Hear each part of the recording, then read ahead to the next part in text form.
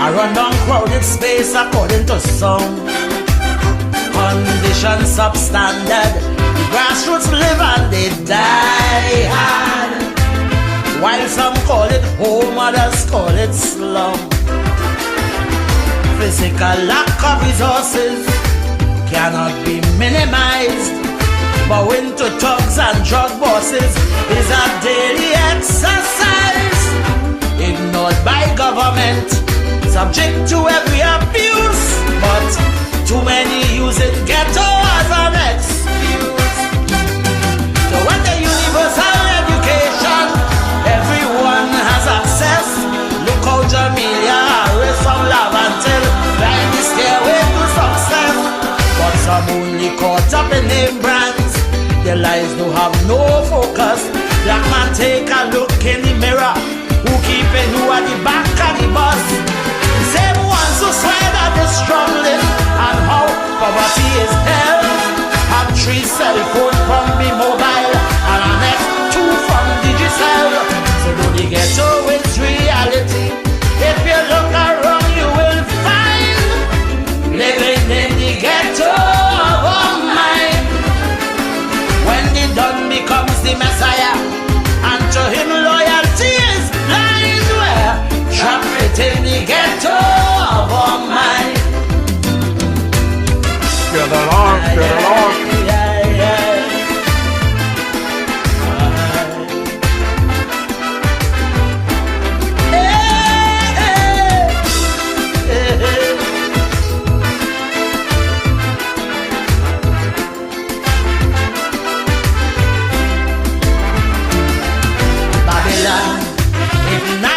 Blame Babylon. Demand the system, the pigs and them police. Long abandoned. The mantra is rebellion. The fight for survival could never cease. Even more than the carnal are the scars of the mental rape. Somebody always dead in a canal. Lord, you want to escape. Though I see the blacks through the music. Escape poverty chains. But how they spend their wealth still live we in pain. For when I take a look at MTV, Jay-Z and Diddy is king. But when I scrutinize the videos, the little black girls they're exploiting. I know success depends on marketing and the music business real fierce. But why them girl have to show the navel ring and how all the patent place stairs? So all who want to blame Massa and that monster called Babylon, who keep promoting the passa, who really keeping the black man down. So do the ghetto is reality and the burden could bend your spine. Living in the ghetto of our mind. All who fall for Jay-Z, big pimpin', and for his Yankee dollars will whine and whine and whine and whine. Get alive, get alive. Oh boy.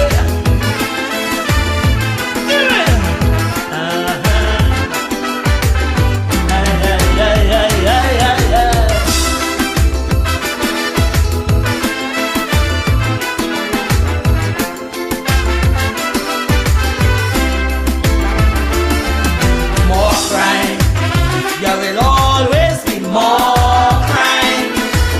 Once the nation wealth not trickling down, how can a land so rich exporting crude oil and fish still has so much pothole and shanty town? In the void of no leadership, young gang and gang leaders bloom. Some may question the hero worship, but nature hates a vacuum in this land of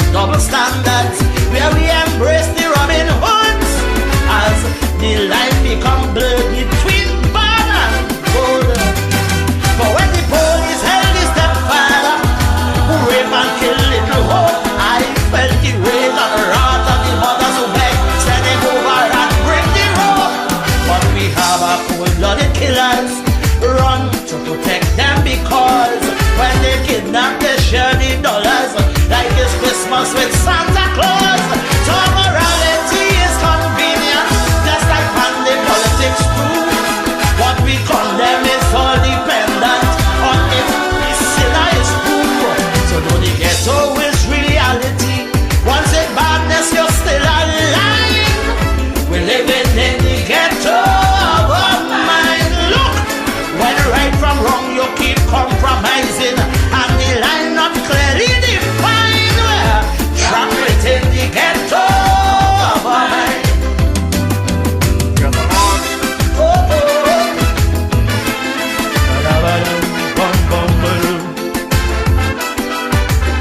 Ay, ay, ay, ay, ay, ay.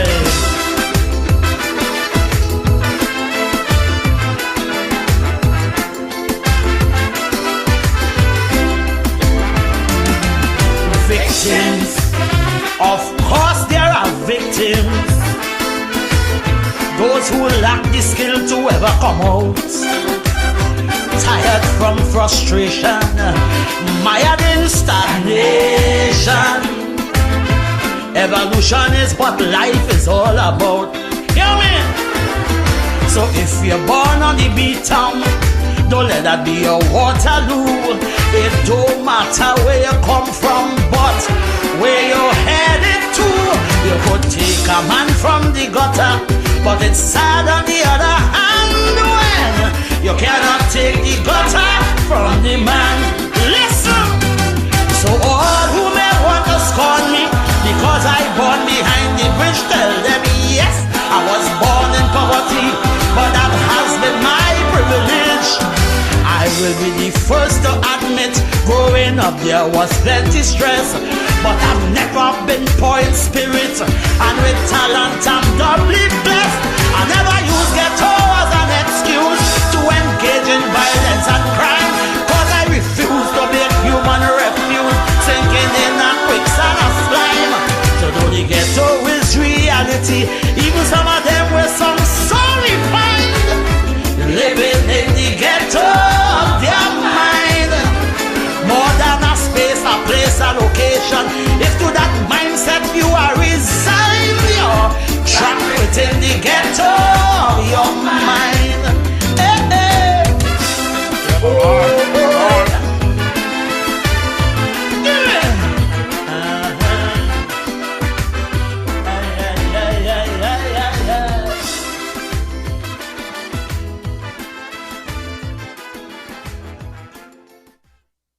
Queen singing Sandra, the ghetto of your mind. I'm DJ Marisha, and I'm coming to you. I'm DJ Marisha, and I'm coming to you live and direct from the Gaza here in the Boogie Down Bronx. It's a very chilly evening here in our Boogie Down Bronx. You just heard from lady singing Sandra there, speaking about the ghetto of our minds. And tonight the conversation will continue in this regard, trying to be reasonable, trying to present the facts as they come, and hope that the Almighty will allow us to have that genuine conversation. Remember, it's country above self every time. I know for some of us, we reverse that and it's self above country. But I will continue to come with that message weekly and hope that we will touch some hearts and minds and understand that what we are benefiting today in our beloved Federation of St. Kitts Nevis, individuals have paid a great price for our benefit, our enjoyment that we have today. And we too have to do our part to leave this place, this paradise, for the future generations. I know many of you out there is quite familiar with this podcast. It's now going into its 5th year. But however, there might be some folks online just scrolling down and running to us and might not know what this podcast is all about. So as usual, let me just drop this ad for those folks who may not know what we're all about. Wednesday evenings are heating up. Log on to DJ Marishall's Facebook Live broadcast every Wednesday evening from 6 to 8 p.m. It's a frank and candid exploration into the social, cultural, political, and economic issues affecting our federation. And just in case you missed it, you can also catch the broadcast on his YouTube channel, DJ Marishall. Subscribe to the channel on YouTube and smash that bell. You will be notified whenever he goes live. DJ Marishall, every Wednesday evening, Facebook 6 to 8 p.m. or thereafter on his YouTube channel, DJ Marishall. Log on.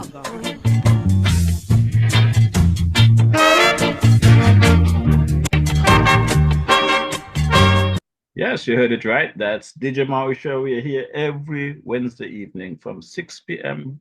to 8 p.m. local time in our beloved Federation of St. Kitts and Nevis.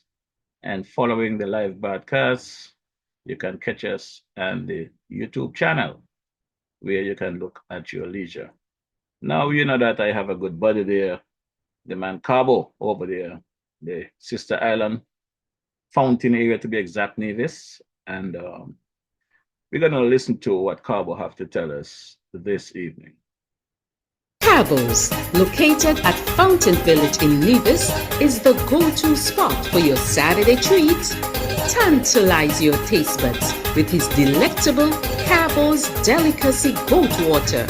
Or, if you prefer some soul food, then Cabo's Fungi and Fish is definitely the way to go. Call ahead and reserve at 869-663-9694. Then make your way over to Cabo's and enjoy the vibrant atmosphere while you savor your delicacy. Cabo's, we are not changing, we are only improving. Food all over. Food all over. You got the food all over. Yes, Cabo has the food all over Nevis there, and Cabo is available for your special occasion. Just feel free to ring him, let him know that DJ Marisha sent you. This coming Saturday, the 19th of April, Brother Cabo will also be having a special celebration in memory of his brother Pabi there at Cabo's throughout the day. Enough entertainment. So check out my boy Cabo and let him know DJ Marisha sent you. Let's take a quick listen to my sister there, Sister Carmen of Carmen Caterers. Girl Sandra, you know where you can find nice fresh local food 7 days a week, one provision and all kind of thing. Girl, where? Right down there by Shellings, by Carmen Catering Services. Girl, she opposite the bus stop. Girl, and she also cater for weddings, parties, anything you want to cater for, funeral and all.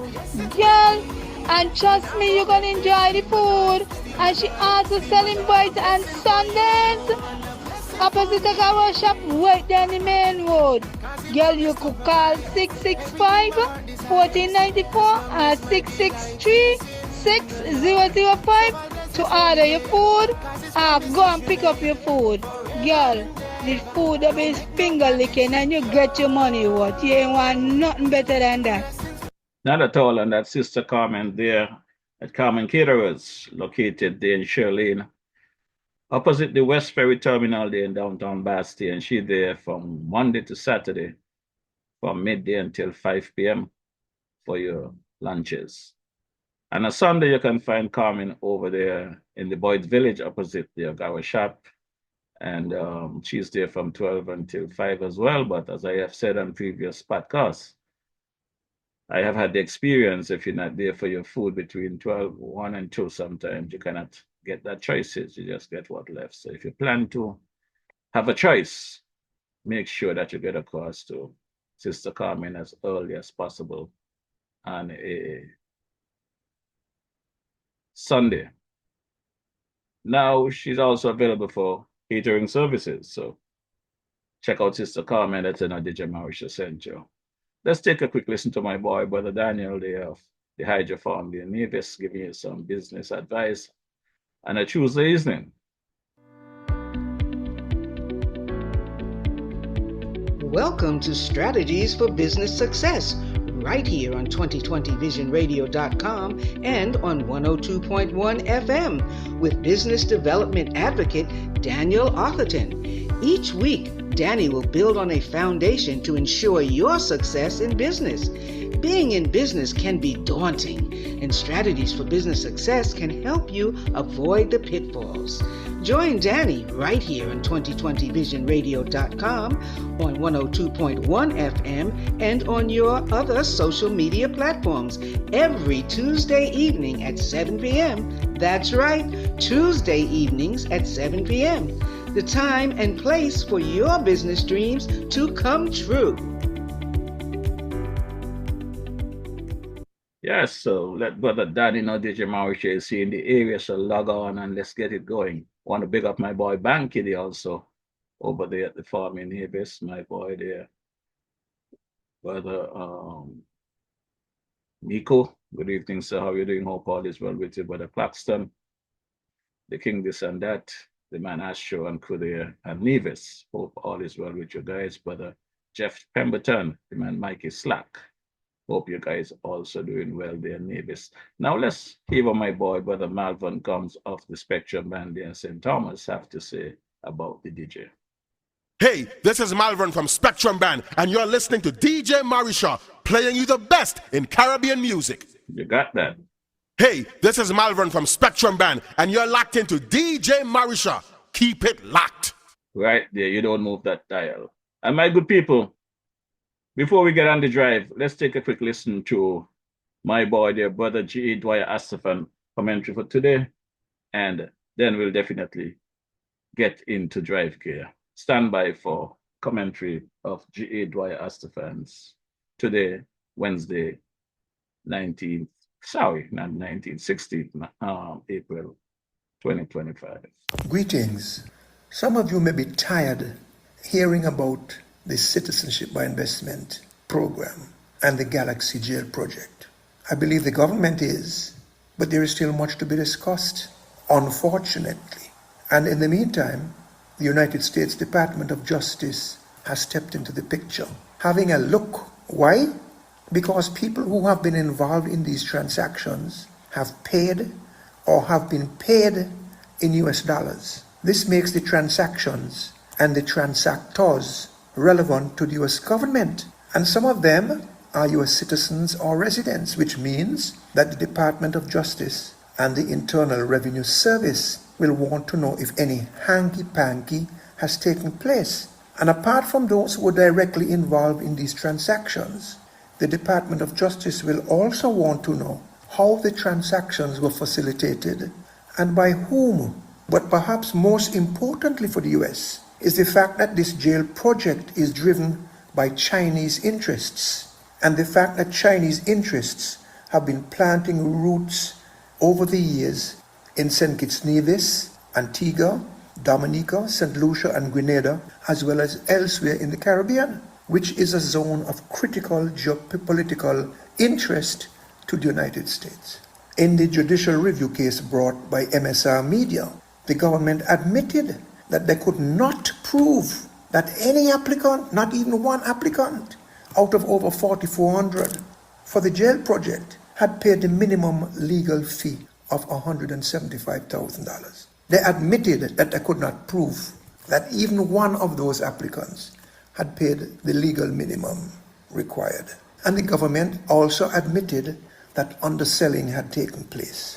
Now, the fact that government would admit these things in the first place would have been sufficient ground for them, first of all, not to sign the certificates of registration of citizenship for these people. And alternatively, to write to every one of these applicants, give them 3 months to prove that they are in order to pay up or to lose their citizenship. But the government didn't do that, not without prodding. Not even now has an exhaustive process been undertaken. Then before MSR started its investigations, before MSR had come up with a lawsuit, the government knew that something was wrong. and something needed to be fixed. And only they, the government, could fix it. They knew ahead of MSR's intervention that there was good reason to challenge every single jail application. So why did it take a case to be brought against them to get them to act? And why, even when they did act, they only went a small part of the way, pursuing 158 files instead of all 4,400? Why? These are questions that need to be asked and need to be answered. Governments are to be accountable to people. This is not an attack on anybody or on the government. It is a call to them to carry out their responsibilities that they promised to carry out. Given what was known, or what ought to have been known, why did the Prime Minister's advisors not advise him to do the right thing and the obvious thing, the thing that was in the best interest of you, the people of this country, which was not to sign the certificates of registration, as I said in the first instance, or alternatively to go after all of the jail applicants, and in the process collect hundreds of millions of US dollars for the people of this country, US dollars which are vitally needed now. And this process, not just with the jail, but with other projects which you'll hear about, could have put us in good stead to meet the challenges that are obviously going to come before us in the next 2 to 3 years. Given the reduction in the CBI revenues that can be predicted, and given the difficulties we face in the world. Much needed money. Why did the government not go all the way? Why is the government not going all the way? And in doing so, send a beam of bright transparency and efficiency across the globe. Why was the Prime Minister not advised to do that? Why did he not do that? Was somebody maybe trying to make him look bad, given that he's not an expert in these matters? Although it's not taking away from his responsibility. He's the Prime Minister, the buck stops with him. But speaking about people around him, there are people within whispering distance of him who are opportunistic and self-serving imposters. One of them is said to have helped write the manifesto for one of the other parties in St. Kitts for the last election. And a number of them have sought and have acted to get positions in the public sector, regardless of who would have won the elections. Opportunists and imposters. And I wonder if they're trying to make him look bad. And I wonder if he's awake to that possibility, because it doesn't look good. Too many wrong faces in the wrong places. Bad appointments, bad decisions in relation to CBI and otherwise. Bad advice, bad advisors, bad influences, bad outcomes. And with all of that said, you will recall early in the term, Dr. Drew stating in Parliament in relation to the jail project that Dr. Harris had set him up. It wasn't Dr. Harris who had set him up. True, Dr. Harris is the one who, together with his then cabinet colleagues in Team Unity, had created the problem with the jail project. A serious problem, the memory of which must never be erased by the people of this country. Never be erased. It was an act of betrayal, an act of aggression against the people and their best interests, the people of this country. That's my respectful opinion. So the nonsense started before Dr. Drew came into the picture, depriving the country of hundreds of millions of US dollars and hurting the country's good name. But Dr. Drew could have resolved it. Bad advice, bad advisors, bad judgment. But I want to take this discussion for a moment beyond the jail project. I want to include the Ramada Hotel project, another Galaxy project. In 2014, in his last days as Prime Minister, Dr. Douglas approved the Galaxy application to do a 300-room hotel project under the real estate option of the CBI. Each unit to be sold for $400,000 US dollars minimum, and Galaxy being approved, I'm told, 2,400 files. 2,400 files at $400,000 each is nearly $1 billion. So the first question one would have to ask is, why would so many files have been allotted to Galaxy to generate a potential $900+ million to build a hotel that costs less than $100 million? unless underselling was envisaged, abuses to the system, and a threat to the good name of the country. The bad start took place then. The construction of the hotel began in 2015, in the early days of the Prime Ministership of Dr. Harris. My question is, why doesn't the Prime Minister, Dr. Drew, write not just to all of the jail applicants, but all of the Galaxy Ramada Inn applicants as well, all of them, make them all prove that they paid the right amount, and if they didn't, give them a chance to do so, and if they fail to do so, revoke their citizenships. Over $300 million, again, US, could be obtained by going after, and I don't use this term in any negative way, but securing the best interests of the country by putting the question to the Ramada Inn applicants. Also, very curiously, there are applicants for that Ramada Hotel project who got their citizenship years before they got their certificates of title for their units. How could that be possible? Well, if the government was satisfied that the full amount stated under law was paid, the full amount was paid, and if the government was satisfied that it had received all of its fees and that the due diligence was in order, then citizenship could be granted before title, as far as I'm aware, and the PM could sign the certificates of registration.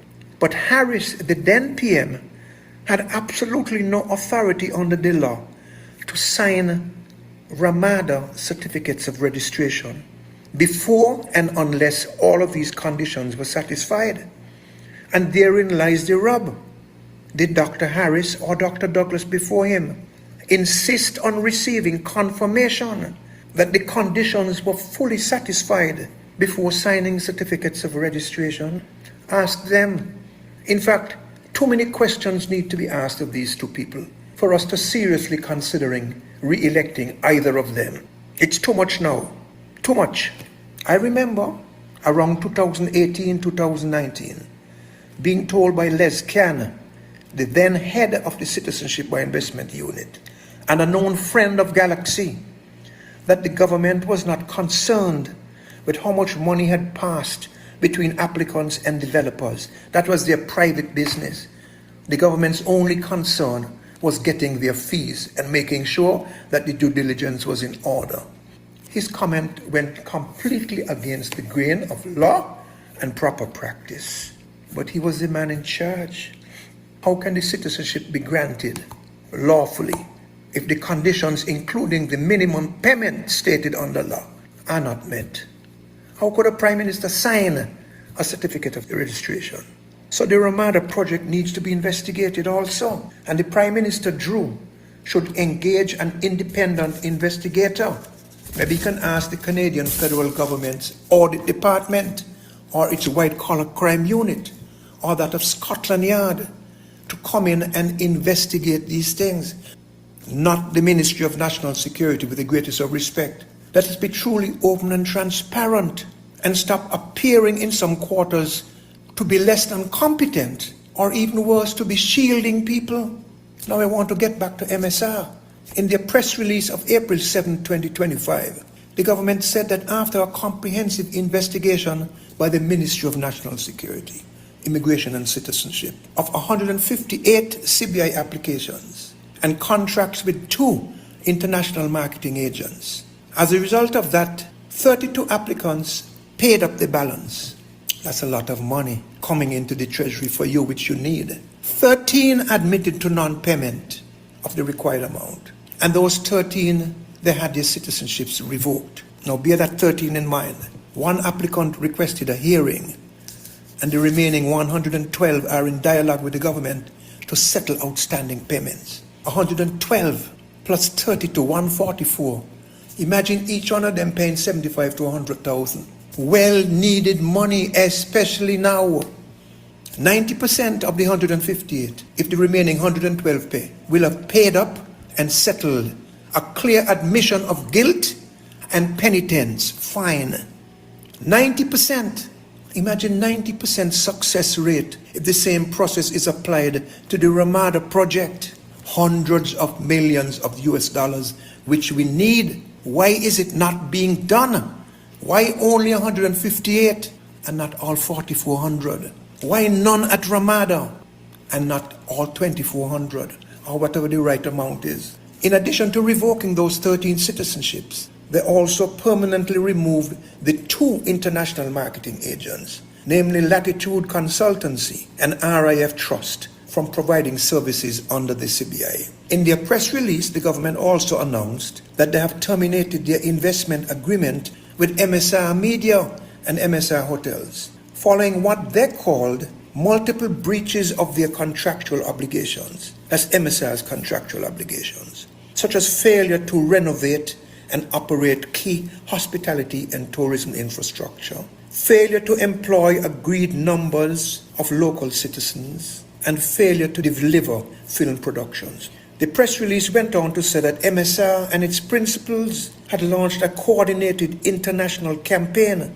to discredit our CBI program and falsely accuse government officials of local and cross-jurisdictional territories of unethical practices, actions which the government says were wholly incompatible with a constructive partnership under the CBI frame. The press release finally states that the government reiterates its zero-tolerance policy towards abuse of the CBI program and remains resolute in enforcing its regulations. But you're only going after 158 of the jail applicants, and you're not going after any of the Ramada applicants. There's so much wrong with this press release that I don't even know where to start. First, they claim that MSR had failed to renovate and operate key tourism infrastructure. They mean the OTI hotel, which the government encouraged MSR to buy, and a good portion of the proceeds of sale of which went to the government because the former owners of the hotel had owed the government so much money. And they pleaded with MSR to buy the hotel, which MSR did.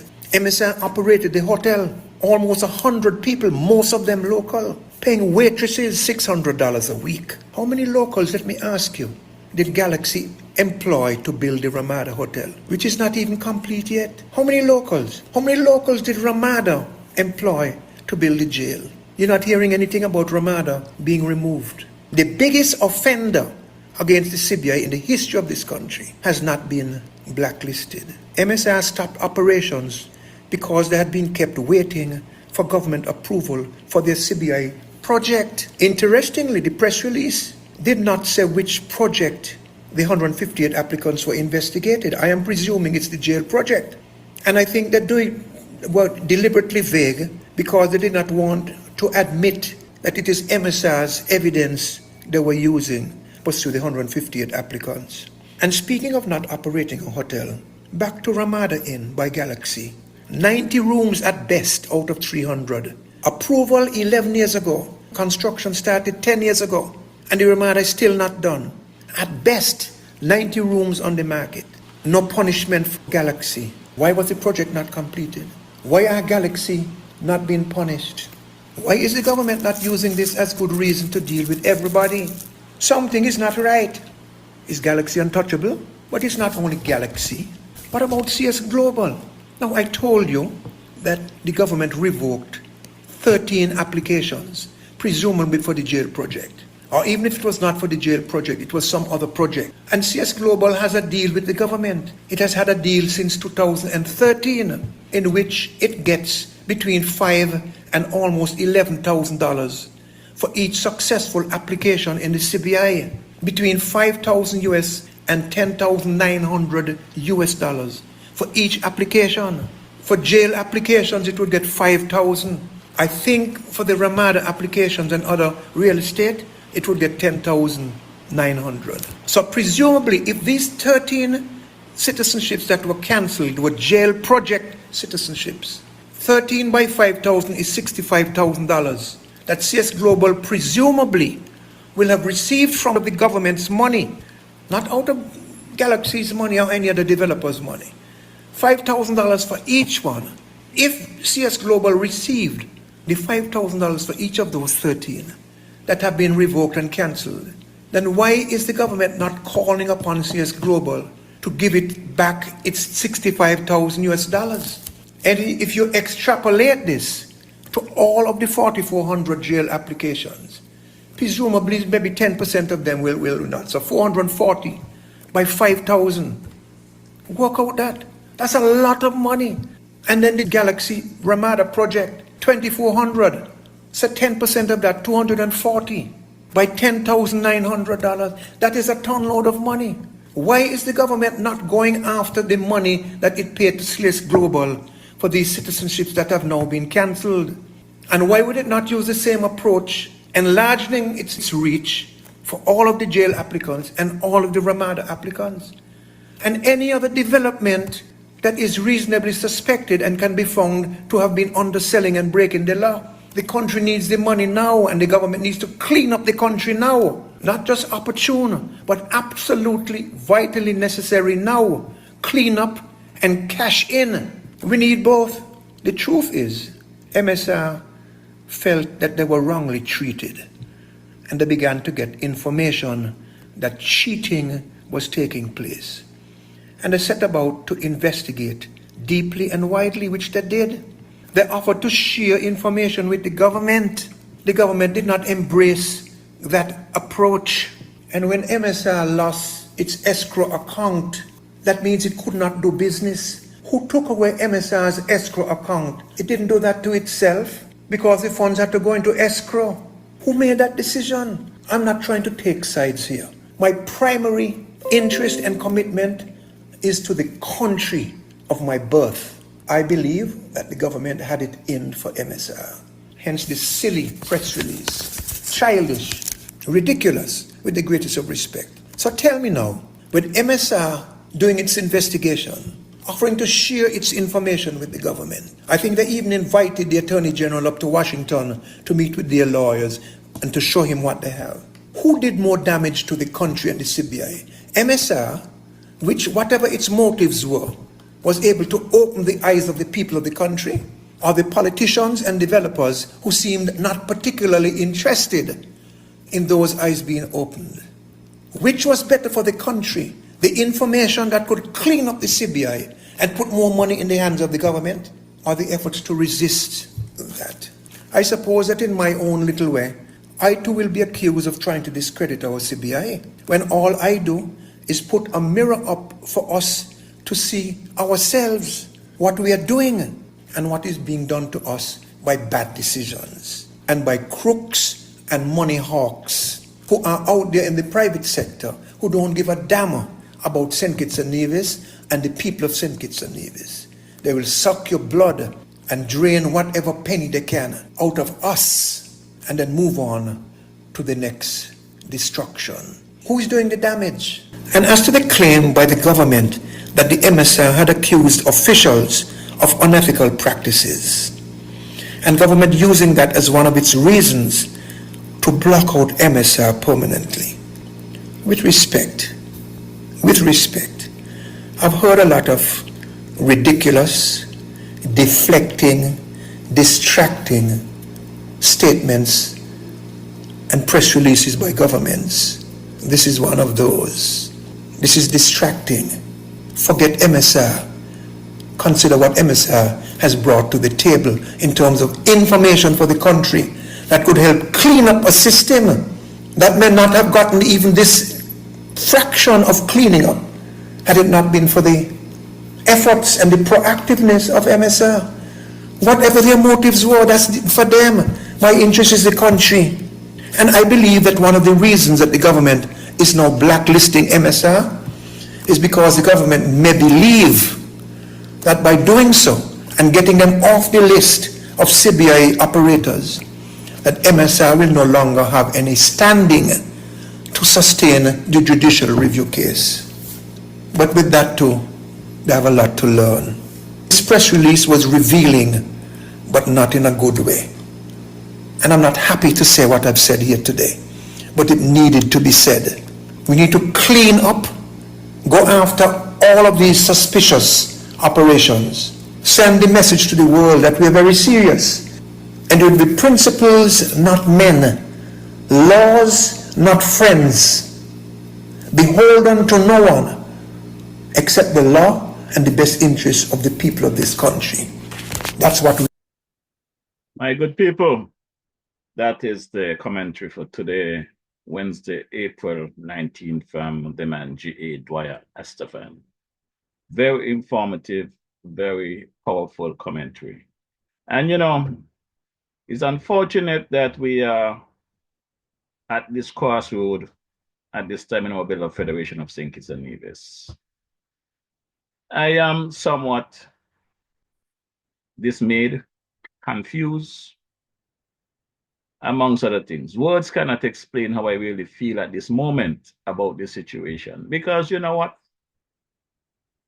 No matter what those propagandists out there, those supporters of the Labour administration want to say, we went into this situation with our eyes wide open shut.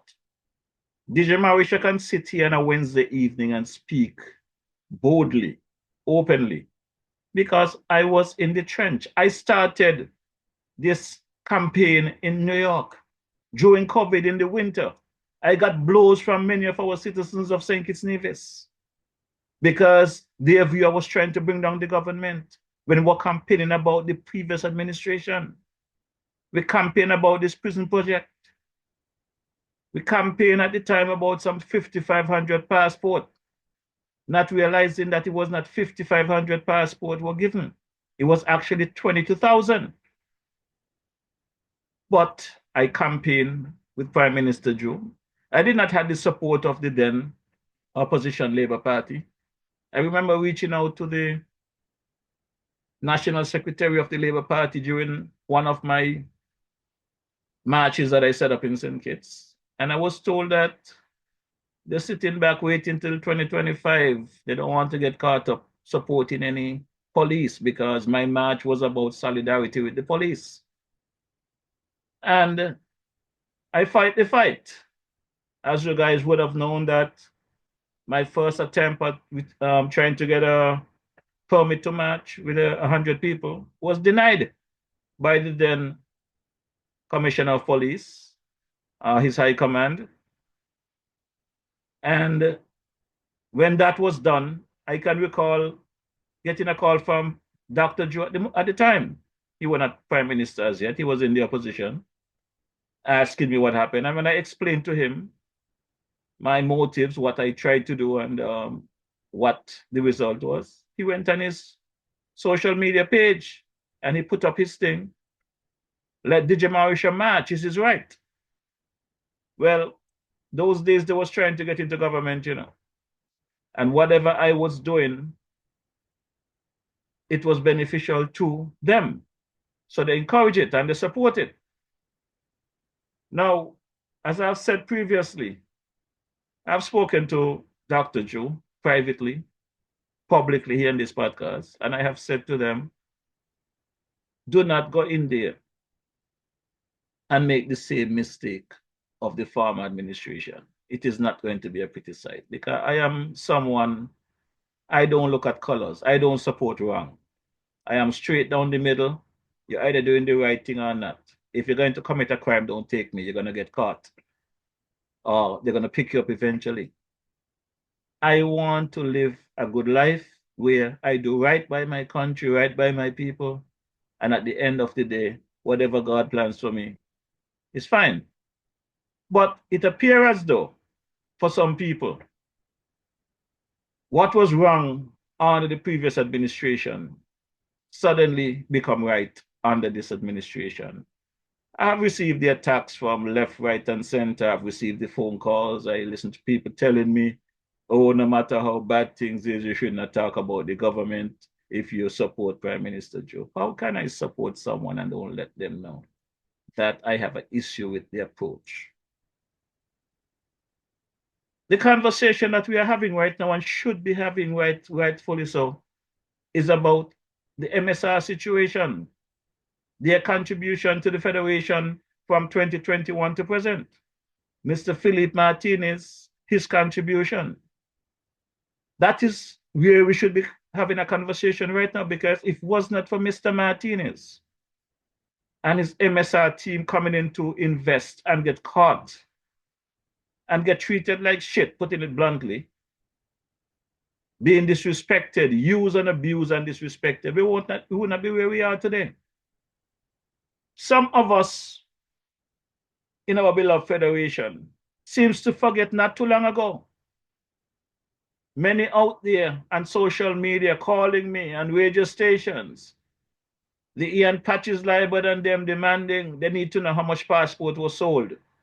What's the status of the CBI? Many people, my good friend there, brother Eustace Hendrickson, we had a joke, you know. He said he would like to know as well, but not because Patches said it, because Patches was there with the farmer administration. And he should have known. Not wait until the Labour Party get elected to ask when they have the information. But it was like a political football, kicking here, kicking there. We campaign against these things.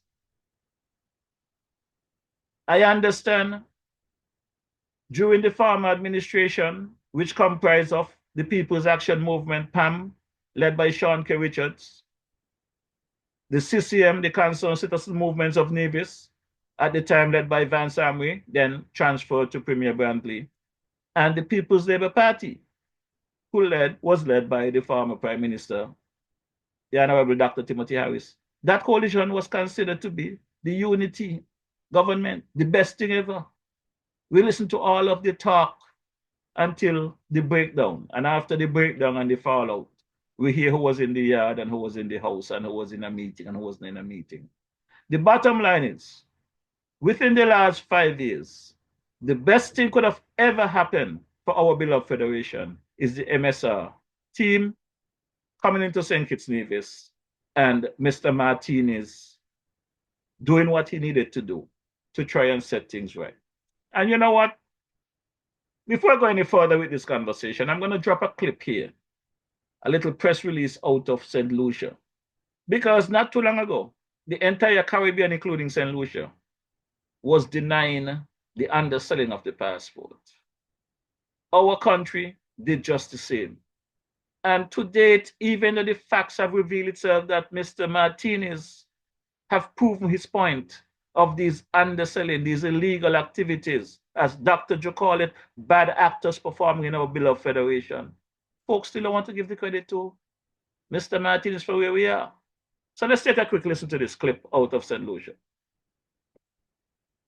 At a pre-cabinet briefing on March 31, 2025, Investment Minister Dr. Ernest Hilaire informed that government had terminated the contractual agreement with Caribbean Galaxy Real Estate Limited in order to bring the agreement in line with the requirement of the Memorandum of Agreement with the other CIP countries of the OECS. While Minister Hilaire on March 31st told the media that he had made the pronouncement in October last year, sources tell the DBS Newsworld that Cabinet on March 24, 2025, considered the request for suspension of the National Infrastructure Improvement Project and the termination of the Galaxy Agreement. At the April 14 pre-cabinet briefing, Minister Hilaire further revealed that St. Lucia was not allowed a grandfather clause into the MOA, the Memorandum of Agreement with the CIP OECS countries. This would have allowed St. Lucia to continue operating under its existing terms even after the MOA rules were implemented. The MOA was signed by Antigua, Barbuda, St. Kitts, Nevis, Grenada and Dominica in March of 2024. St. Lucia signed in June of that year. We had asked for a grandfathering of the existing agreements we had, and it was not granted. Eventually we signed, because we had to sign as one of the countries, and then we've been trying to renegotiate. So rather than get the grandfathering, which we did not get, we have to renegotiate it with them. We were hoping we could have had a discussion with them and sort out some of the issues. Cabinet has also agreed to relook at the CIP. So once we decided to relook at the CIP, the best course of action was to terminate it. The minister was asked whether government would have to compensate Caribbean Galaxy for the termination. Dr. Hilaire informed that both parties agreed to the termination and therefore there is no compensation. However, DBS Newsworld is reliably informed that Caribbean Galaxy is not pleased with the decision.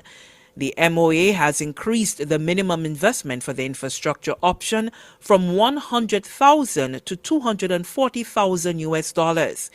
Caribbean Galaxy is said to be holding strong on the position that the contract signed on January 12, 2024 contemplated any future legislative price changes. That contract, which was made public last year by MSR Media and not disputed by the minister, states that the minimum charges shall not increase until all 6,000 applications have been successfully processed. If the Act and other regulations are subsequently amended, or new primary and or subsidiary legislation enacted, which increases the minimum charges, the government and Caribbean Galaxy suffers a loss. As a result, the government shall compensate Caribbean Galaxy by the provision of additional applications. The number of additional applications shall be calculated by the difference in the increased minimum charge. Minister Hilaire says no citizenships have been granted under the infrastructure option. However, applications have been received. So what becomes of those applications? That's part of the review and the renegotiation that will take place, and the appropriate decision will be made. So do we know how many were received? How many will? Yeah, that will be. How many applications were received under infrastructure? I think it was just around 3,000. It remains unclear whether Caribbean Galaxy provided to government the requisite $100 million in financing for the National Infrastructure Improvement Project. For the DBS News World, Lisa Joseph reporting. So, my good people, that is a little news release coming out of St. Lucia. But what is transpiring in St. Lucia is no different to what happened in St. Kitts. And I am requesting that the contract between Galaxy for these prison project or the Ramada be made public. Let the citizens see what the position we was placed in by the people that we elect to be the steward of our federation. Based on what I am hearing, we're in a mess, serious mess, where people have been paid big money to lead us and to protect a country. Basically, all they have is their interests, their foreign bank accounts, their condos, and everything else. They live overseas where they collect a paycheck in our beloved federation. Now, it's unfortunate that we are at this crossroad where we are, because, as I said previously, we campaign on this prison project. We campaign on it. We campaign against it hard. I was on the ground. I made a couple of trips up to the prison farm, as they call it, and posted some pictures on my Facebook page. And many people say until I did that, they didn't have a clue of what was taking place up there. But as I reflect on that prison project, I can recall my partner, Timothy Harris, and I have the clip someplace, then Honorable Prime Minister, that a new prison was needed. And under a Douglas administration, the Honorable Dr. Denzel Douglas could not come up with the means of building this new prison. And he was able to do that along with his team. And it was a very viable project, and the monies and stuff like that. There was beat in the chest that this project was an A1 project. He even went as far. So if I am going to be lying, I'm lying because of the former Prime Minister, because he told the country that the architect of that project was a good friend of mine, a gentleman by the name of Stacey Hobson, which I have since confirmed with Stacey that indeed he was the architect for that prison. And a few months back, when I addressed the matter of the prison in regards to giving some updates on what I found there, Stacey sent me a message. I do not know if it meant to be private, but when it comes to this matter right now, there's nothing private about it for me. We have to deal with it head on. The citizens have a right to know. But Stacey sent me a message, and the message really was clear, He asked some very valid questions. And I wonder if I could find them now in my phone because Stacy made some very um, clear points. But it might be in my other phone that I don't have with me at the moment. But he was asking if the project is continuing. Basically, who is representing the government and that project, who is the supervisor for that project, which he's the architect, so he should know what was required to build this prison. When I went up there, on the couple of occasions I went there, all I see is foreigners. I don't know if they're Chinese, Filipinos, Korean, or whatever, but there sure wasn't our black people. The one or two guys I saw there security, they don't even look like they're local people that I saw there doing their security work. So the question is, Mr. Prime Minister, you're the Minister of National Security. We can't keep asking these questions after 2.5 going on 3 years during office, and we can't get some straight answers. It's very straightforward answers. We campaigned against that prison project. We said it was a bad deal. The underselling of the passport, the citizenship that you guys denied that was taking place. You went into parliament and you made it a crime for the underselling. All of this things was not done because the government wanted to do it, It was under pressure from the court case with the MSR, Mr. Martinez. So why is it Mr. Martinez not getting any credit? Why is it you all dancing around Chin Chin Bar instead of getting to the point? These lies and these releases here and there trying to avoid giving credit to Mr. Martinez is not helping the country. I believe in when we make mistakes as adults, we acknowledge the mistake, we apologize, and we move on. But instead, you guys are digging in and trying to make waves about the things that they don't need to do. You understand?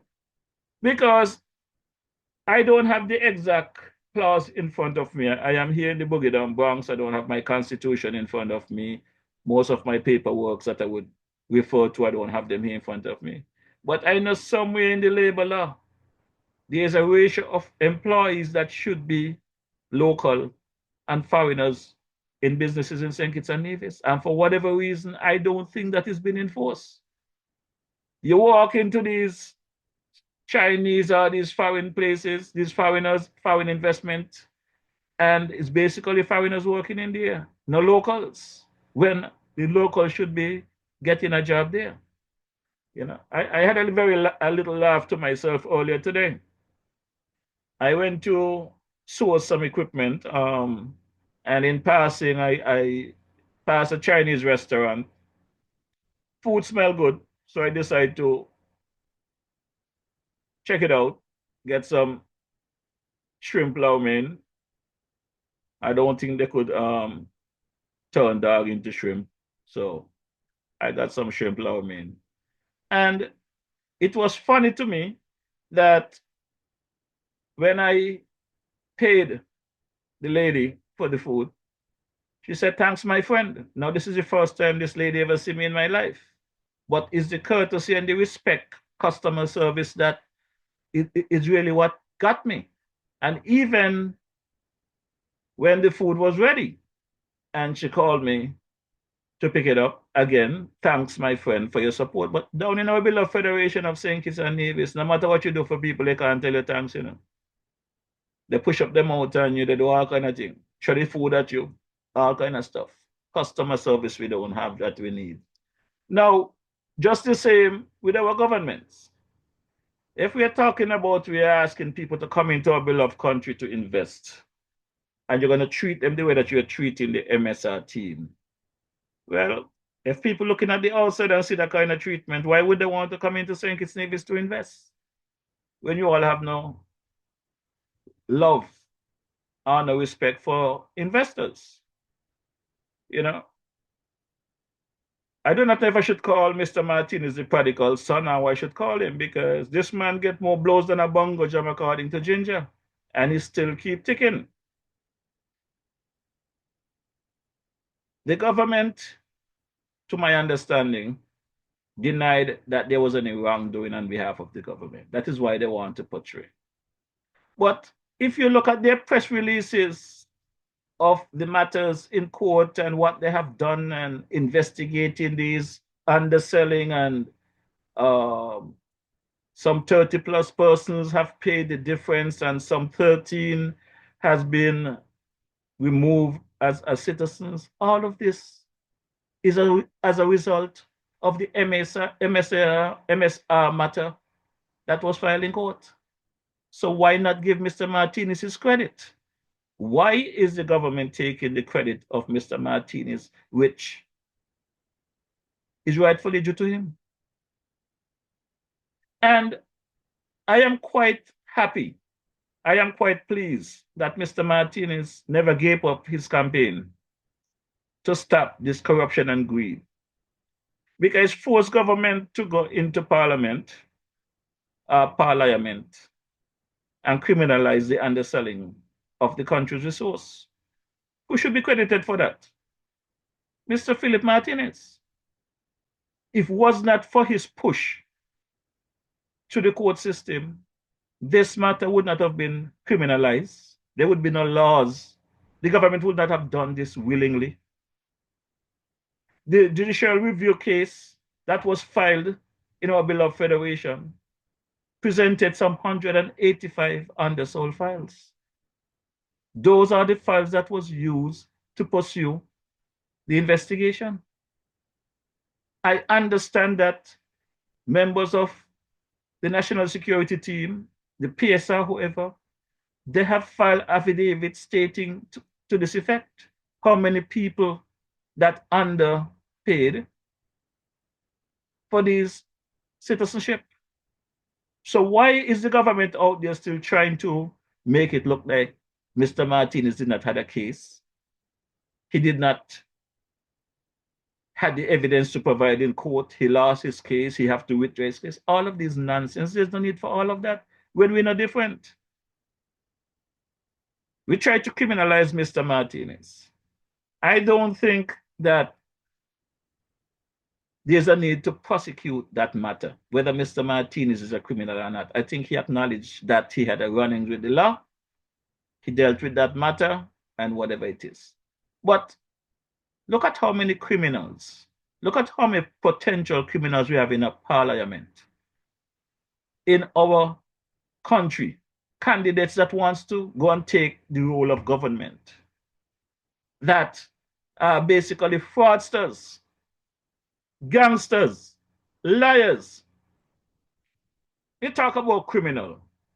Just look at our music festival over the past couple of years. Look at our music festival. How many convicts that have been paid thousands, if not hundreds of thousands, after they have done jail time to come and perform at our music festival? What were their contribution to the country? Most recently, we all know who is scheduled to come in here come June. Just came out of the prison gate. Spent several years in there for alleged murder. So is it that our country is more interested in harvesting criminals, supporting criminals, defending criminals?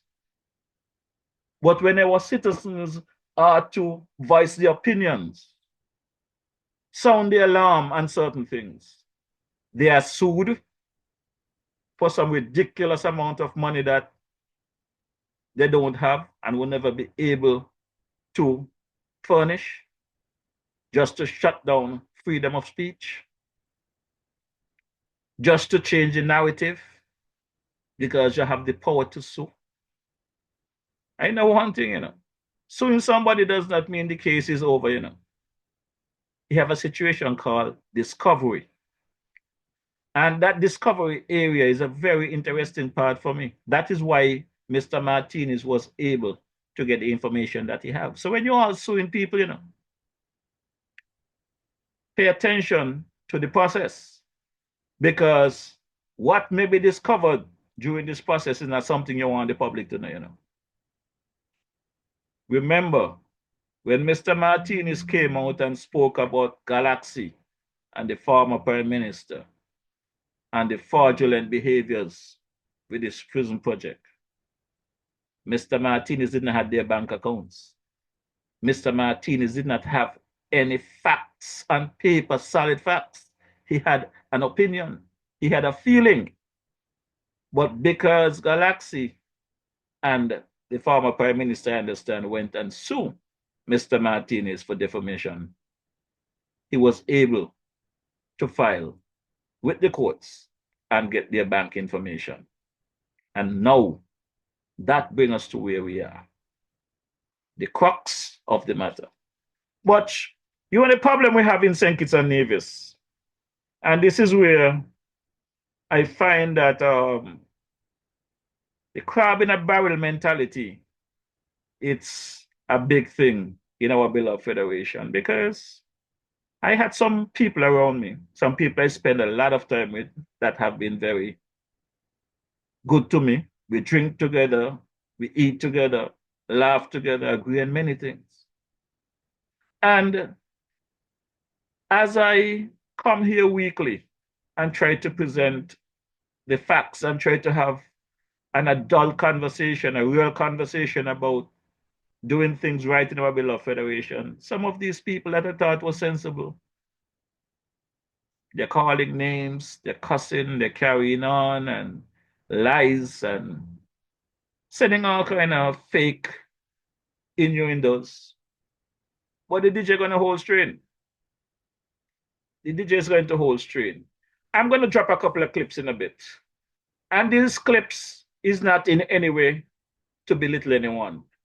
But these clips is to just show you the online viewers who might not be paying attention that a lot of these people that are on these social media and their podcasts, they're not there lying to the people. They know what Mr. Martinez is saying is factual. He have proven that. Some of them going to come here on a Wednesday night and ask, where's the proof that Mr. Martinez showed the proof? Am I good people? I think the proof is very simple. Mr. Martinez have laid several claims against our government ministers and many people in our beloved federation. I am yet to see any press release that somebody sued Mr. Martinez. But I understand a young lady by the name of Annette Franks was sued recently for some comments on social media. My question would be, as a support of those individuals who may be suing Annette Franks, if so many people, including Ian Patches-Libert, Mr. Martinez, and other individuals have laid claim, make suggestions of corruption and things that you guys have done, and you guys have not sued them, am I to take it as what they're saying is factual, so you cannot sue them, but Annette Franks is lying? Because as I analyze the situation, if what Philip Martinez is saying is factual, and what my boy Patches is saying is factual, then Annette Franks will be easily vindicated, because she can get that information from them to prove the claims that she's laying down. So this big noise that has been made out there about make them pay and shut them up and freedom of speech, people, we don't need all of that right now. I think you guys know my position on a previous lawsuit, so let me speak about it now. I do not have the facts of really what went on with my boy Convis and Big Lice. I know Big Lice went on a rant. I listened to his podcast. I played some clip and I gave my views already. During the campaign to get rid of the former administration, Timothy Harris and his team, when I look next to my left and to my right, to the back or to the front, I saw people like Big Lice, Larry Vaughan, former dancing police commissioner, dancing commissioner Aston Curtis Cook, a few other people. Sam Conda, Dwyer Astafan, DuPont, Earl Clark. I see these people on the street with next to me. So whatever is taking place with this lawsuit between Conway Maynard and Big Lies, DJ Man, we should have a problem with it. The matter should be resolved out of court. That is my view. I cannot tell you all what to do, but that is my view.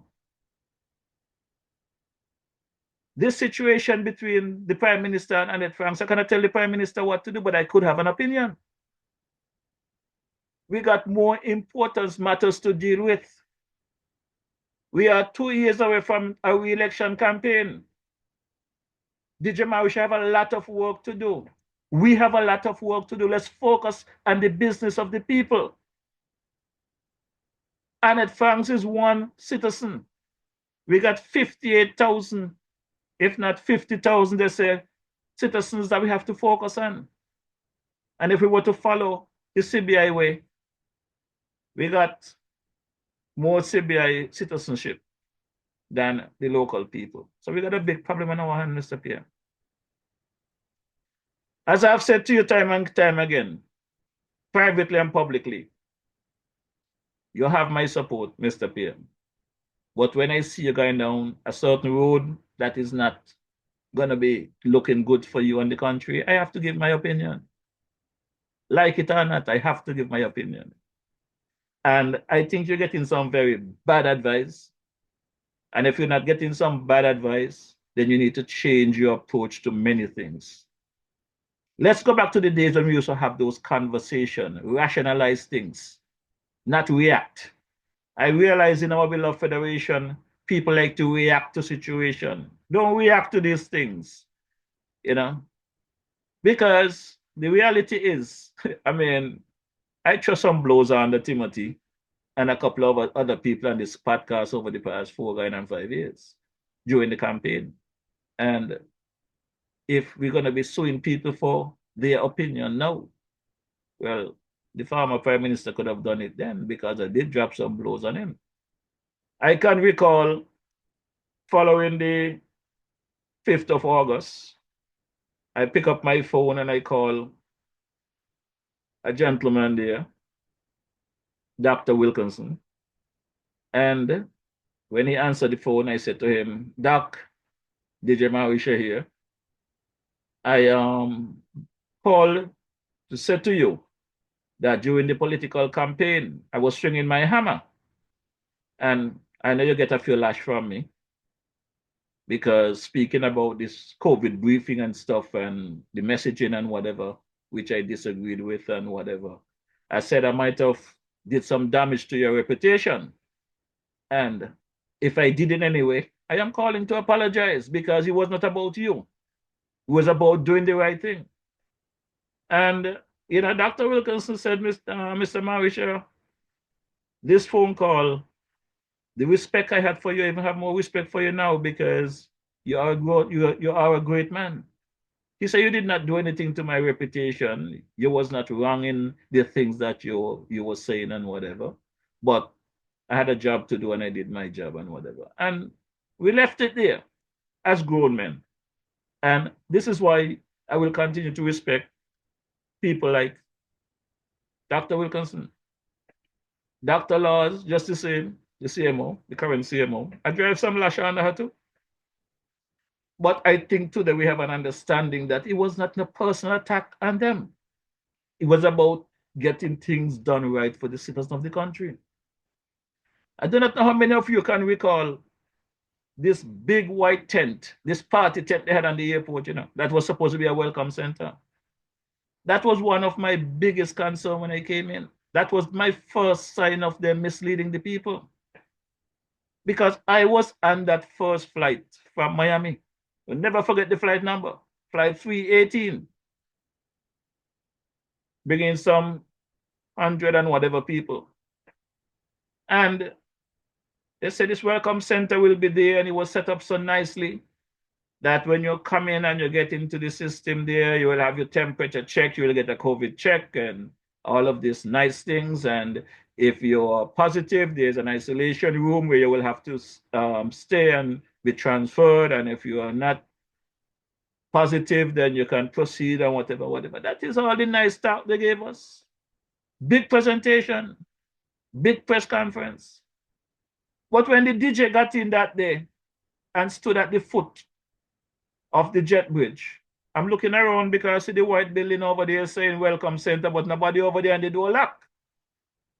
It's only after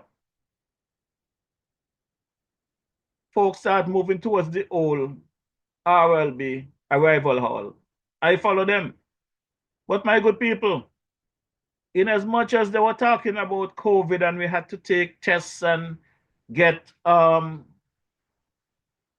information to the authorities 72 hours before arrival into the country, would you believe that as contaminated as we were, these people got the masqueraders out on the tarmac dancing for us?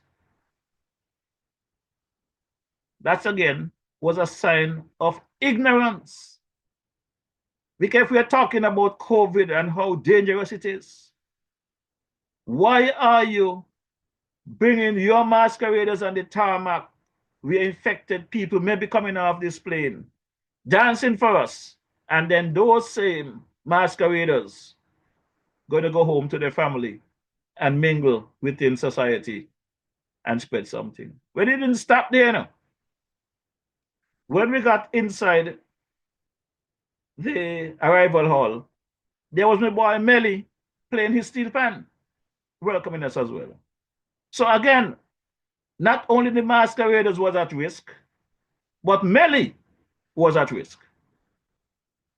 Now, as we proceed, there was, I think, was about 5 little cubicles where they had nurses there outfitted that taking our temperature and stuff and asking some question, were you exposed with anyone with COVID or whatever? And I asked him the question. I said, I just came down from New York.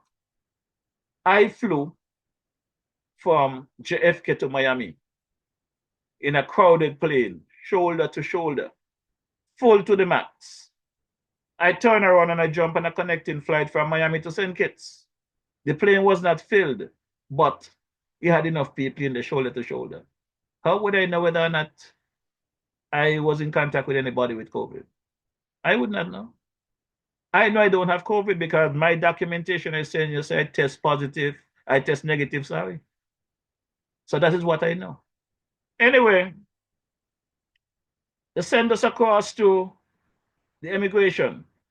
When you go to immigration, that might be the only good thing about the situation. When you get to immigration, they give you a number.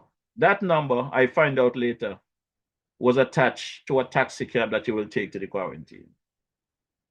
So we're downstairs in customs, clearing our stuff, and when you get out to the street, you cannot share a taxi with anyone. You have to take a taxi by yourself. And it turned out that I was lucky.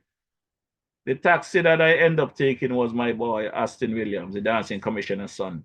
So he did his thing and whatever, very professional, and I was happy to spend some money with my partner's son. What is what happened next that created the problem for me? What happened next? I happened to be looking at something on Facebook, and somebody sent across a clip where the then, whatever he was, director, whatever, for the task force, Abdir Samuel, stating that the first flight from Miami, flight 318, arrived, everything went smoothly, and everybody was processed through the welcome center. And I said, wait, which welcome center Abdir is talking about? Because Abdir Samuel saw me at the airport, and none of us went to a welcome center. So basically, I decided no, I cannot let that fly. I have to talk to the people of the Federation because I realize, I think they said they spend some millions of dollars to build that party tent, you know. Somebody gets some millions of dollars to build that welcome center that was never used. So I decide that I will engage my page and update the people on what was going on. That's where this podcast started, really.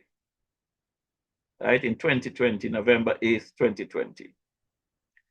And when I started to explain to the people that that welcome center was never used for that arrival flight because I was on that flight, I get so much cussing. I get all kind of word from people who never even leave America. They in America, they didn't travel to St. Kitts. But they cuss me off. I want to mash up the country. I want to mash up the government. Some of my good friends who today have worked with Labour, you know, a lot of them, fakers, had me to cuss. One of them tell me Timothy was the best prime minister. He handling the COVID the best. He should battle it and send it to America. Not for them. Me not forget who they be. I'm the one who had to take the cussing from them. But I stand firm. And I let people know that they were lying to them. It was just all a transactional arrangement. You had police officers and other people who is close to the government, all of a sudden became kingpin. They start security companies. Because what? That was the in thing. If you want to stay at home, you got to hire a security officer. $20 an hour. 24 hours a day for 14 days. I tried doing that. Couldn't handle it. Over $7,000 to stay in your place for 14 days. And if you ain't clean as the former prime minister saying 14 days, it's another 14 days in your ass. So it's not going to be 7,000 anymore. It's going to be 14,000 plus. Could be 20.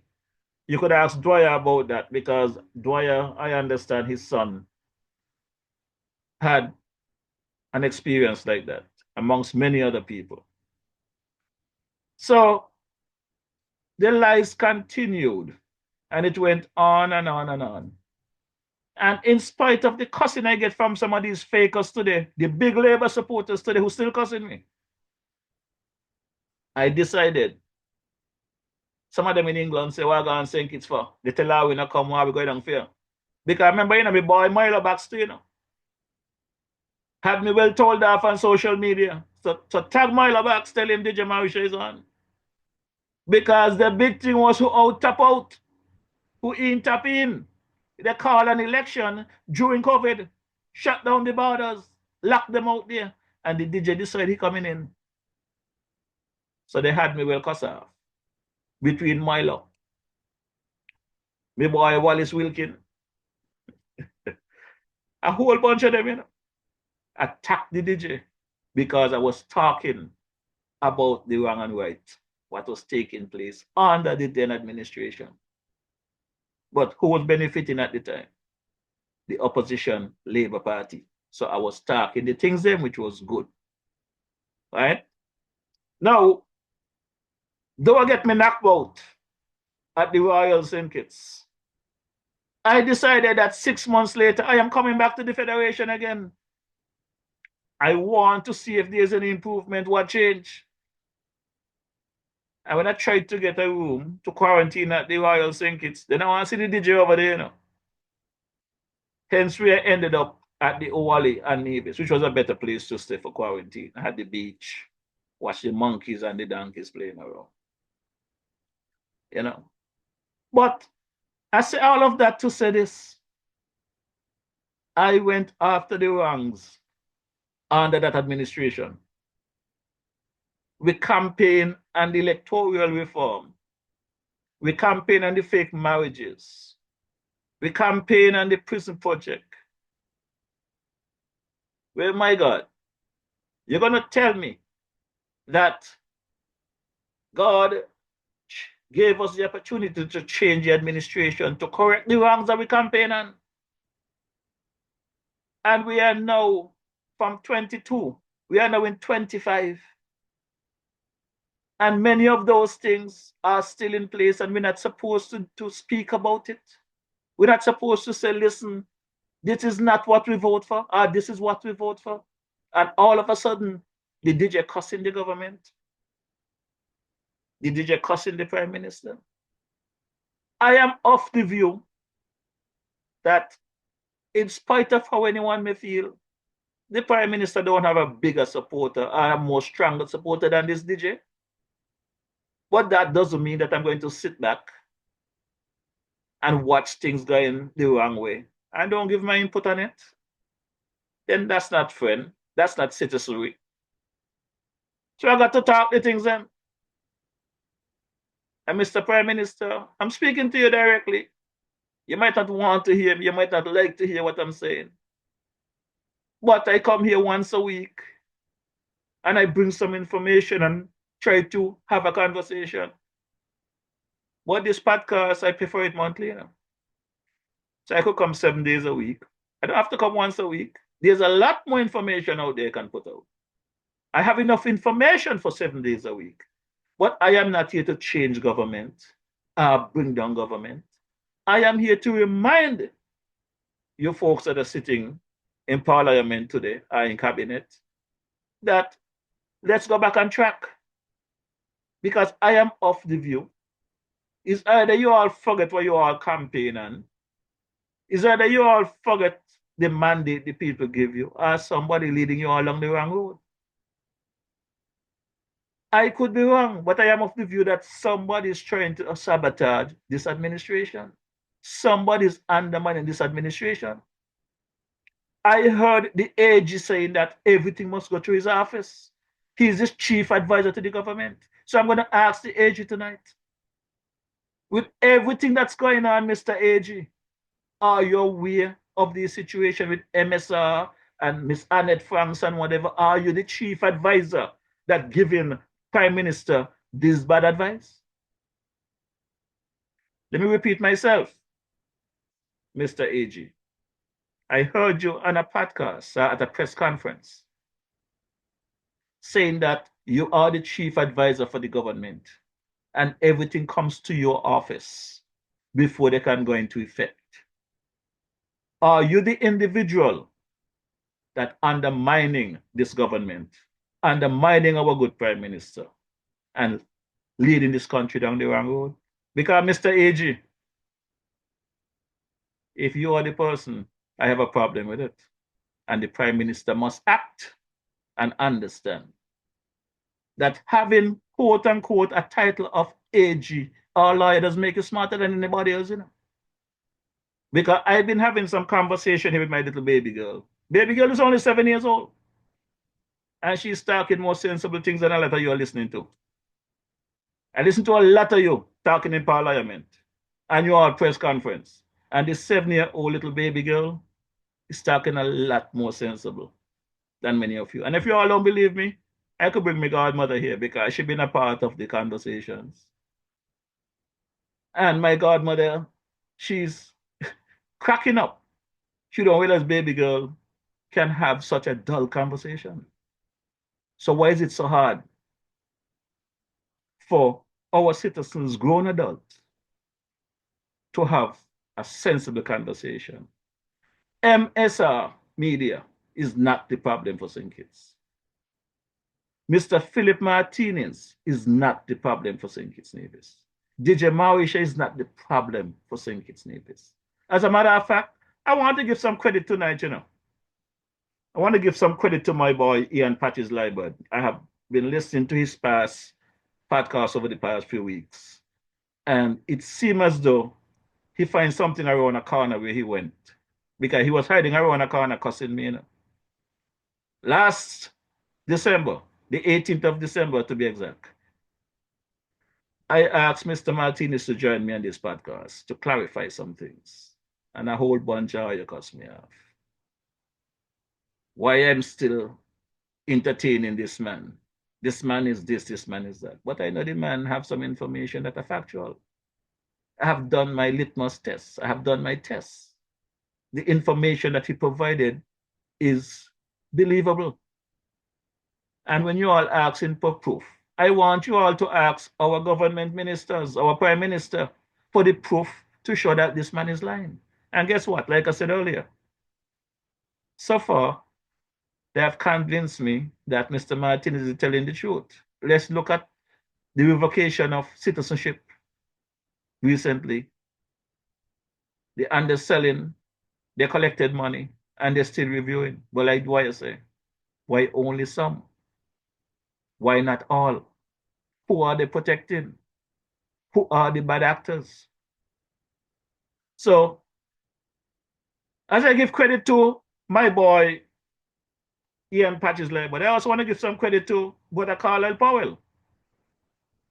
They might not be happy with me as well because I call a spade a spade. And I think that they can do a lot more than they're doing on Nevis. They had the government in their hand in 22 and they throw it away. And I think they're singing the wrong tune for the right purpose. Because instead of them going after Mr. Martinez, calling him fraudster and this and that, if they are serious about taking government in Nevis, they should remember how Martinez reached Nevis, you know. They should remember how Martinez reached into the Federation. And they have a platter in their hand full with facts to hammer home the message, not just for the local government, but for the federal government. But they're spending their time idle by cussing Mr. Martinez, which is only presenting them the information that they need. It's like they get the bucket of milk and they're kicking it down. You don't have to like Mr. Martinez. You don't have to embrace Mr. Martinez. But listen to the facts. I listen to you all twisting and spinning at your convenience. But at least you guys are asking some question now. So I give you all credit. My boy Carlisle, Brother Daly, Brother Tulo, Brother Hensley. This past episodes of your event, of your podcast, I realize that you guys been asking some pertinent question, as my grandfather would say. And I'm going to drop a few clips because I want the viewing audience to understand what I am saying. I'm not cussing you all. I am trying to explain to you all, let's be wise. You all are sensible people, act like that. I got a clip here, I'll drop it later, where Mr. Daly said he eat monkey and donkey this week. And I want to remind Mr. Daly that the saying was, you are a product of what you eat. So don't be a monkey and don't be a donkey. Yeah? I'm going to drop that clip in a bit. But let's start with Brother Carlisle Powell. Because the conversation that Brother Carlisle started off with there last Thursday was very much interesting. I suppose that all of you saw the press release that was issued by government talking about the companies that had been struck off and so on, and talking about MSR Media. You saw that, Doctor? You must have. Yeah, I saw You're on it. Facebook. I saw it. But before we do that, let me say advance birthday greetings to our caretaker of St. Paul's, J.D. Keynes. She'll be celebrating on the 19th. So. Yeah, that falls in next week as well. Yeah. All right. Yeah, I saw the release that a number of persons have been struck off. CBI at the citizenship role, and MSR Media and MSR hotels have also been struck down. And so, you know, I think the government is trying to move on from this episode, which is a good thing to do.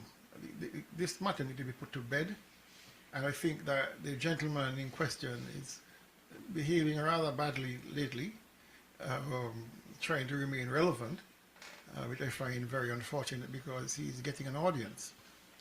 I listened to him, somebody sent me a tape of him on one of the shows, and the same vitriol he came with, accusing people of all sorts of nefarious activities without any proof whatsoever. And he has a ready audience here in St. Kitts and Nevis, unfortunately. What I need him to speak about, he doesn't want to speak about, which is the relationship between him and the NIA and that contract he got from the NIA. That's what he should be bringing to the fore. Everything else is just garbage, as far as I'm concerned. But I'm glad to see that the government is trying to bring closure to that issue with persons underpaying for passports, and the willingness of quite a number of persons to do the right thing and pay up the difference in what they should have paid and make that thing whole. And those, of course, who didn't comply struck off as citizens of St. Kitts and Nevis.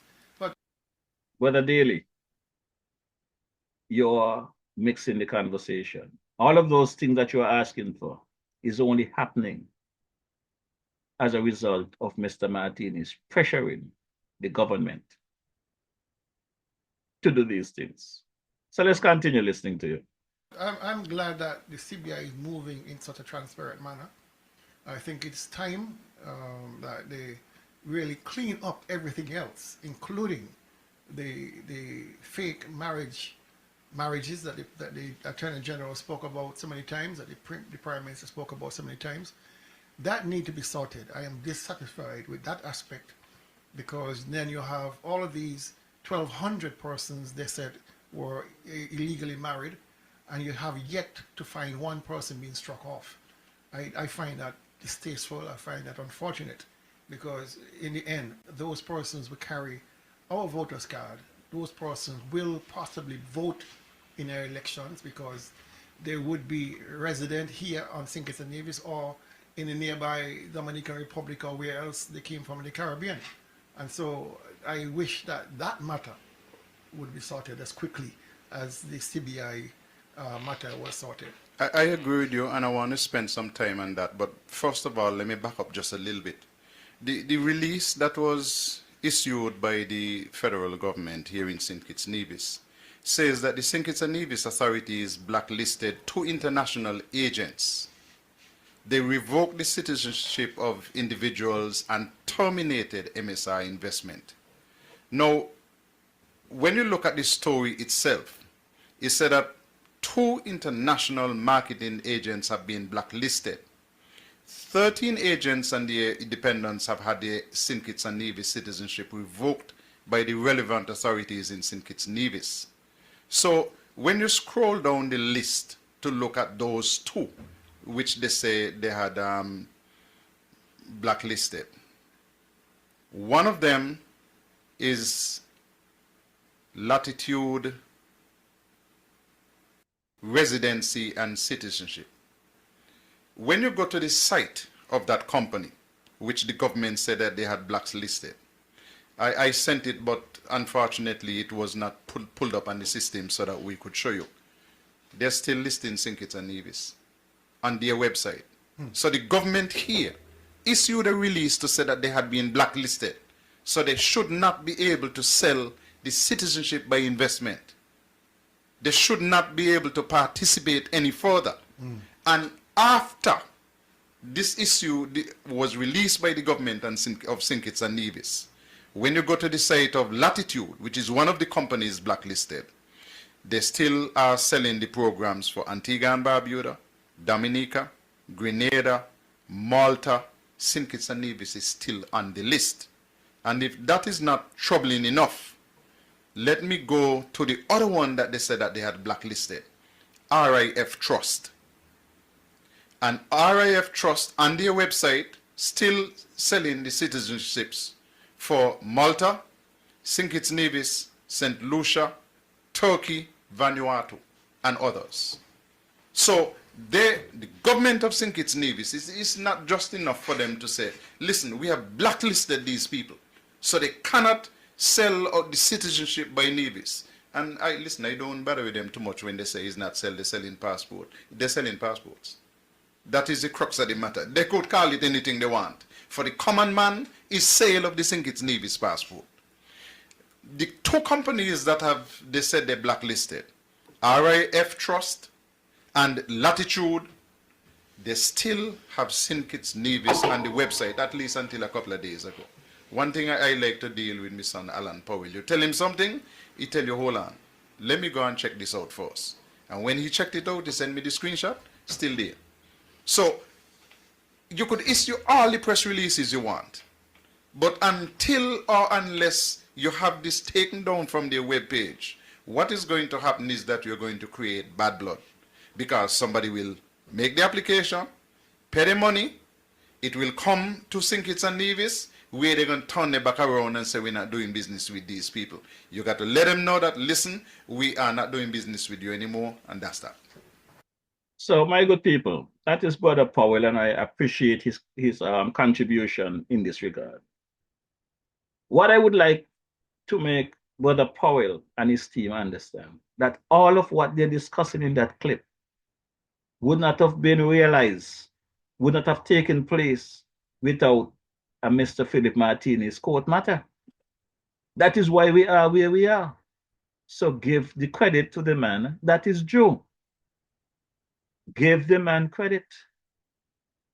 Now, let's take a quick listen to clip number 2. But let me go quickly to this. It says the release from the government following a comprehensive investigation by the Ministry of National Security and so on and so on. This order resulted in the revocation of citizenship from 13 individuals and their dependents who were found to have failed to pay the statutory minimum investment required under the CBI program. The investigation stemmed from a review of 158 redacted applications and the contracts with 2 international marketing agents linked to suspicious practices. Now, here is a challenge. This seems to be the information that was provided by Martinez. At least some of the information. But if you're only going to investigate that 158, what about the other 4,000? If you are going to make these people pay the difference, according to people out there, they say we have another 400 million out there that we should collect. So, again, Brother Powell, you are on par with the questions and that we need, that we asked. Now we need some answers. And this is where I am saying to you guys weekly, not that I'm beating up on you all, but let's follow the money. Let's follow the conversation. Don't let the hate for Mr. Martinez cloud our judgment that the corruption that is taking place in our beloved federation, that they can get away with it. We need answers. We campaign against these things during the former administration. If it was wrong then, it got to be wrong now. Things don't just get correct because government change. No, the process have to change. Clip number 3, my good people. Good evening and so on. So yeah, if we have another $400 million out there to collect from people who have underpaid, why are we not going after those people? That's a good question, but I have another question for you. After the fact, of course. I have yet to hear any complete argument or position stated by Dr. Drew as to why he accepted MSR's proposal. I'm yet to hear any explanation of that. Which proposal? To do movies on St. Kitts and to take over the purchase of OTI. Why were they so accepting of a proven fraudster? They must have known the position, the arguments have been out there circulating for some time. Their own due diligence people at CBI would have done the investigation. They have much deeper fingers and resources than I would ever have. So how come they overlooked all of those red flags? Why is it that that chose to look the other way on these matters? Perhaps he'll say the very same thing like what Harry said, that he trusted the information that came from the premier. Perhaps he's saying the same thing. I would never accept that. You will not accept it. The same way I was very investigative when I heard the name MSR. Thorough. And it took me 2 minutes to find out everything I needed to know about MSR. 2 minutes, actually. And so when you have a person applying for CBI status and you have an entire CAU staff and agents gifted with the kind of resources to find out everything about everybody or anybody, and you somehow did they report to you that this is a red flag, or they didn't report to you because you didn't ask?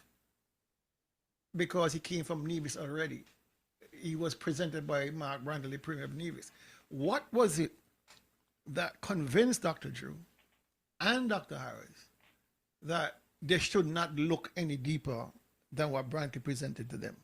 That is the part. That's the part that is yet to be answered, and it goes to the very heart of the idiosyncrasies of government, where any person, any white man can come here,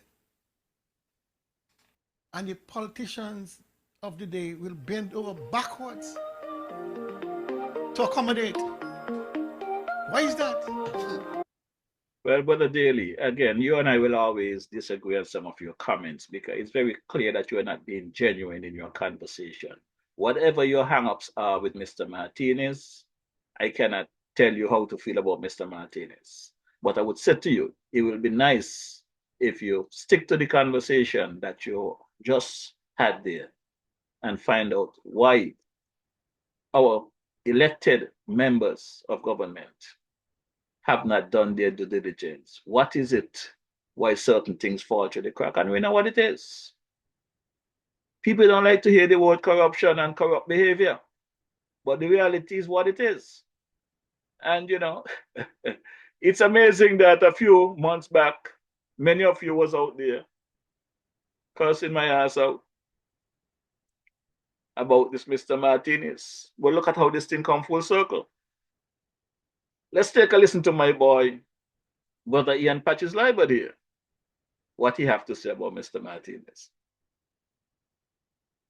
On the contrary, the story of the CBI has fast become a tale of foreign direct investment that has yielded much needed revenue for the country. Sadly, with the CBI have come a tale of money laundering, drug trafficking, and a level of corruption that was uncovered by one I referred to as the Elon Musk of the Caribbean. Elon Musk, as we are all aware, was recruited by the US president to head a DOGE, a Department of Government Efficiency, that has uncovered waste, fraud, and corruption. Whereas the Elon Musk of the Caribbean, Philippe Martinez, has unofficially established what can be called a DOGT, or Department of Government Transparency, that has uncovered a level of corruption and money laundering that stink to the high heavens.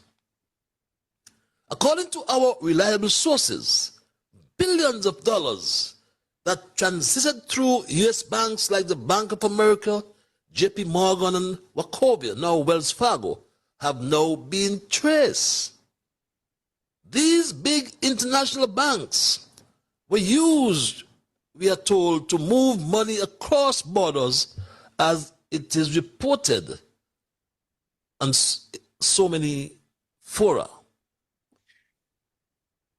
Early in January, a miracle happened, and my American lawyer, pursuant to the court order that we won in Florida, received all the bank transaction of all these people from Bank of America.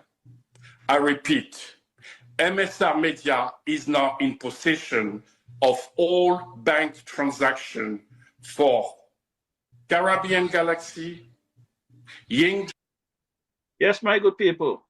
So my boy, Brother Libert, is now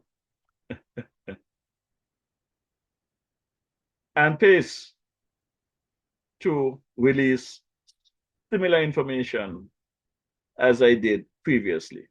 Now, my good people, as some of you may be aware, last week, while I was in the UK for my sister's funeral, my phone was going off the hook. Messages from left, right, and center about some bad happenings in our beloved Federation. As a matter of fact, last Wednesday night while I was live, a series of messages came in from a news media house. And following those messages was a phone call, but I stopped the call from coming through. And I responded to let them know that I was live on my podcast and could not take a call, but I would respond to them at a later date. And the response was that the call was not for me to answer the phone, but was to bring my attention to the vice notes and stuff that was said about this accident patient who got knocked off a bike and not getting treatment at the JNF and stuff like that. And my better judgment, I decided I was not going to touch that matter, because some people think that as a citizen, I'm not supposed to mention JNF. Only them could talk about JNF. But following my return here back to the USA, I listened to a follow-up clip from Mr. Patches Liebert with the DHI setting the record straight. So since I have that clip with the DHI setting the record straight, I decided, for the benefit of the people out there who love to be spreading the fake news and propaganda, to please do your investigation before you flood social media with these conversations, because whatever may have transpired with that patient and the staff at the JNF may not be factual. I always say a story got three sides: your side, my side, and the real story, because somebody always ready to polish up their stuff to make it sound good. So let's take a quick listen to that clip from that patient, supposedly patient. I have not confirmed it, but this is a clip that was being played and sent to me. So let's take a listen. Yeah, good afternoon. Whoever might concern, whoever listening, the world, the people. But I was looking at like a assistant, but since Friday getting an accident, a man knocked me off my bike, and it's like, I don't see nothing happening. Since Friday in the hospital, you check, and since Friday, them people lying to me, and I up here, them plan me up here, and like them people just want me to just die up here. Them people tell me they don't touching me until they get their money, you check. And I find that's bias, because I mean, if somebody get in an accident, it's just to have doctors on duty willing to perform a little duty, you understand? Willing to assist, and then after whatever have to take place in terms of money wise, financially wise. You understand? But it's like since Friday up here and they lying to me, and nothing happening, nothing taking place, you check? Yeah, nothing taking place. I mean, come on, I'm not wrong in my accident. Everything is a process, but come on, man. I can't just be up here, sit down on a bed. You check, my foot break almost 5 different places. Finger mash up, finger cord, finger break, toe break, femur mash up, shin mash up, all kind of thing mash up, and like them pullers have me up here. You check, and it's like foreign doctors are checking me, foreign people are checking me up here. You check? Yeah, and it's like the doctor that telling me, the doctor that's supposed to work on me, the doctor watching me and tell me without his money, he don't touching me, and I find that's bullshit. That is total bullshit. People can't be up here, and that's why people coming up here, and when people come up here, you doesn't see them again. You check? That is bullshit. People are supposed to be going through them things there. You as a prime minister, Mr. Jew, you as a prime minister, you as a doctor, you was a doctor, you still a doctor. You know the condition people has be up here. You understand? And I don't see nothing up here to assist people. I don't bashing you. I don't hate you, but I don't see nothing taking place. Because since Friday, I in an accident, I in an incident. And today, Tuesday, I can't get no assistance. And doctors watching me and telling me, they can't touch me because I don't have no money to pay them. You understand? You know, I don't have no money. The money come in, the money you need to worry about. My boy, just do your program, do your duty. Do the surgery, and then after you get your money, you're moving like, yeah, money is everything. You're gonna dead and leave money, boy, doctor. You're gonna dead and leave money. So if you were to pay attention to just that voice note from what claimed to be the patient of the accident, you would think that they took him to the JNF and just leave him there to die without doing any kind of medical service. But according to the DHI, that did not happen. So let's take a little listen. Facebook, YouTube, and Alexa, my Street Dog family. My first observation, though, I will hasten to state that last week, Thursday, we played a voice note that was sent to Straight Talk, which I subsequently confirmed that the content was an accurate account given by an accident patient who was, quote unquote, it appeared, was left to die at the JNF Hospital.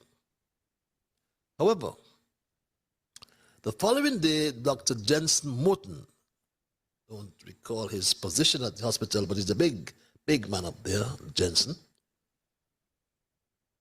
And he came to the media and debunked the story of the patient, and Dr. Morton had this to say.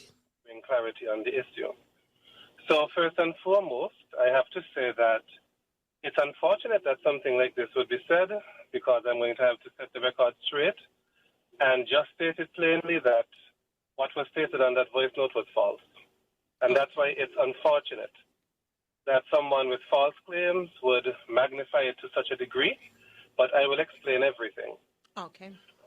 That same gentleman, and I'm limited, that's the problem that we normally have, is that when persons give these false claims, it's difficult to publicly refute them with the actual information, because you run the risk of exposing someone's private medical information. So sometimes they tell a complete lie, and we're kind of trapped because we're limited with what we can say.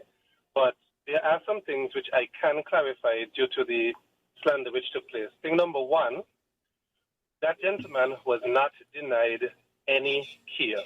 So that has to be clear from the get-go.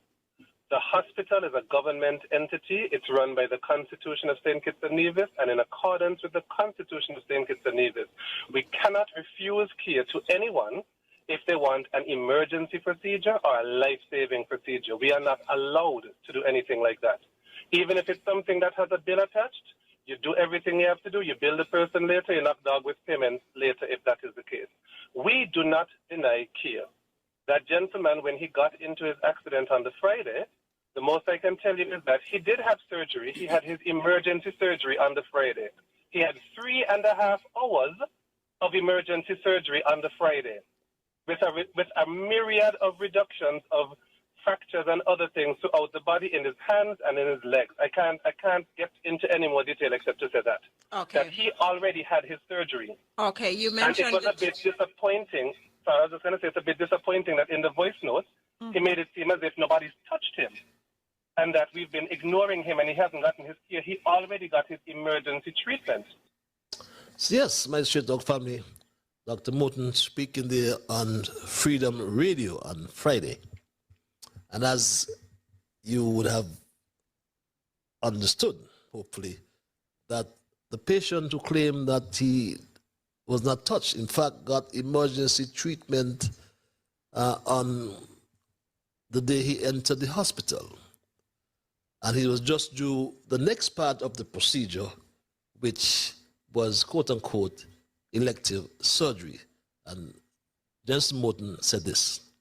Now, the next part of the care would have been elective treatment, which would have been done by the orthopedic surgeon. The orthopedic surgeon is the same one that would have done the emergency procedure.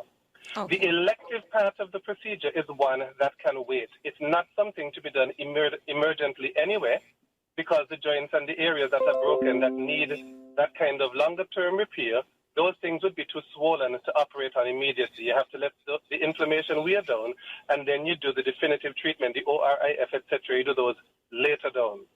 The gentleman was supposed to have the procedure later down in the week. All that happened was that his surgical date was changed because of the opinion of the consultant that it was not timely to do it on the day it was supposed to be done.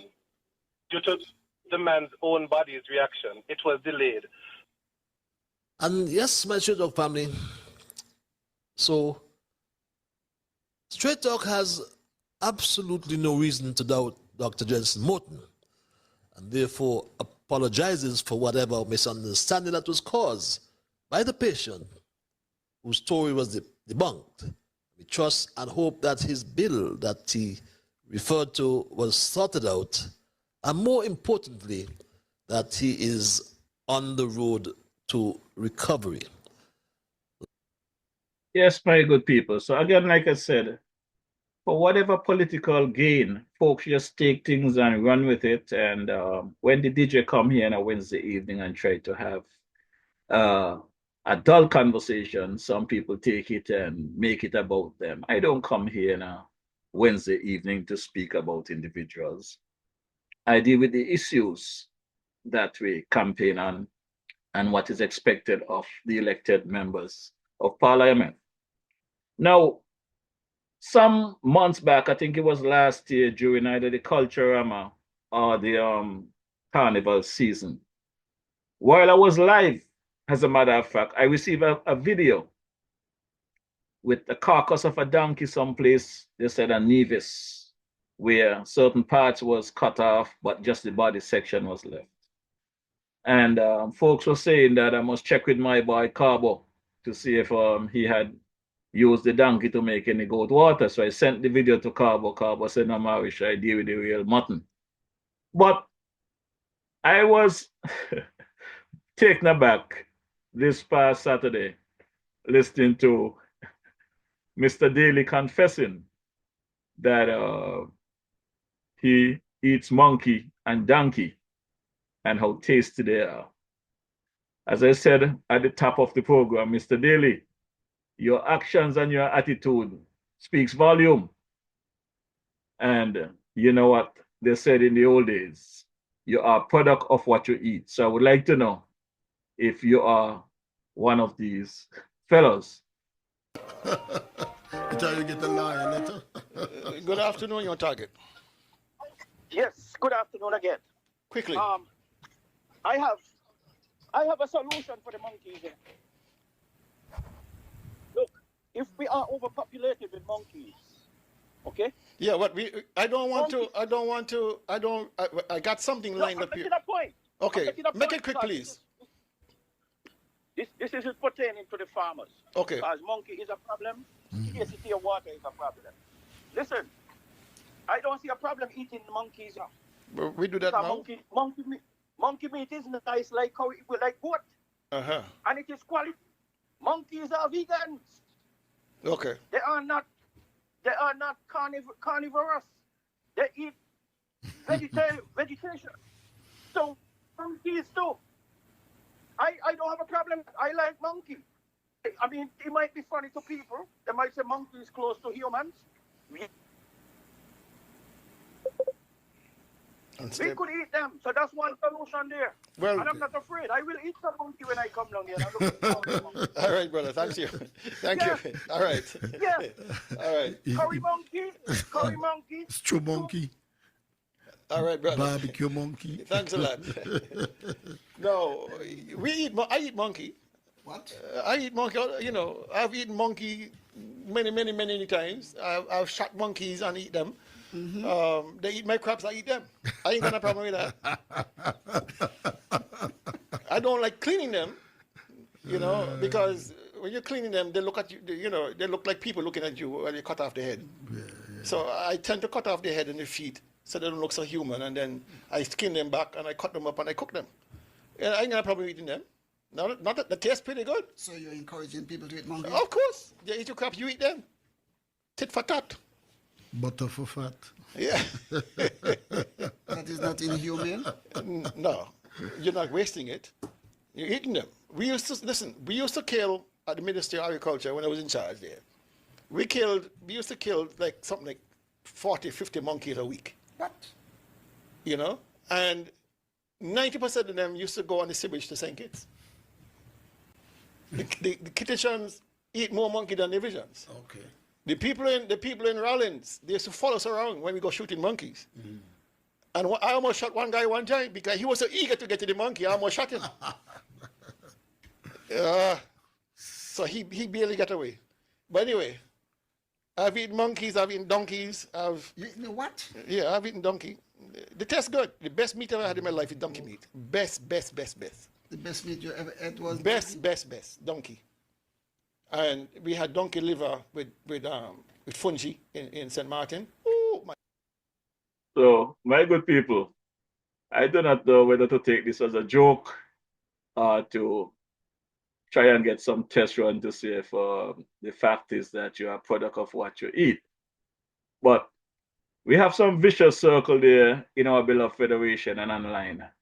They have no regards for people's reputation and whatever. And if we are to sue everybody that give an opinion of you, you'll be spending a serious time in the courthouse trying to shut up people. DJ Marisha will be selective.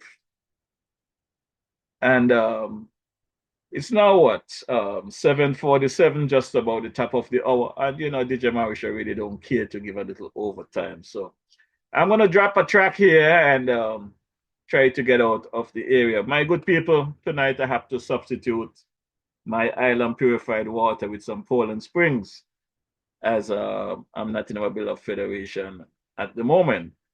But I want to remind you to continue to support Brother Powell and his team there at the Island Purified Water, Main Street, Newton Ground, St. Kitts, the good water people.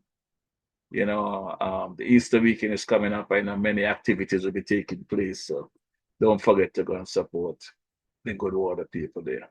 Let's drop this track here. This one is called The Vicious Circle.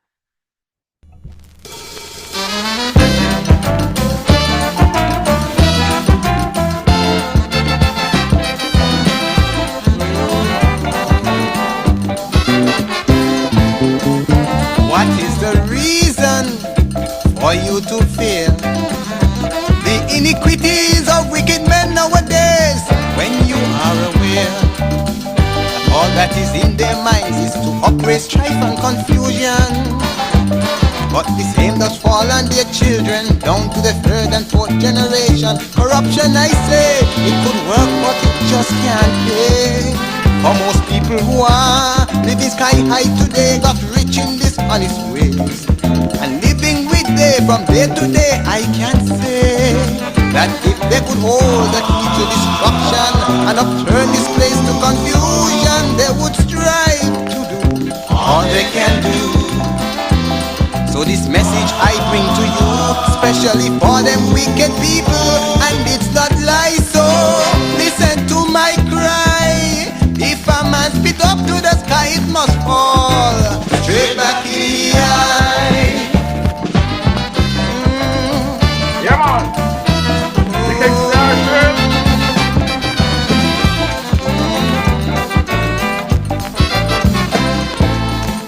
Some men would even use their position to seduce young women of this nation. Say, isn't it wrong? Men coming out of school, applying to get employment, and to be successful, they must be present for interviews at their residence at 8 p.m. instant, or somewhere they never went. I call it a bed and back situation, breeding corruption over the land. But they'll cease from their wicked plan when they understand that the one who holds the key to destruction, someday he'll turn their life to confusion. They continue to seduce my people. For when he see they're getting too far, he would take away the power before they die. So they'll know it's not lie, that when they spit up to the sky, it must fall straight back in their eye.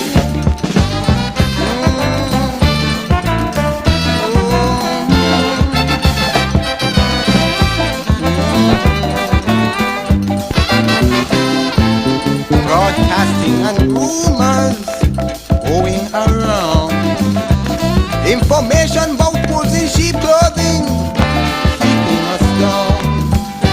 Just like Jim Jones, the minister, over Guyana, using God's name to make a cover for the land he want to take over. He didn't mind to kill a multitude at one time, after making them sign him as beneficiary of their social security.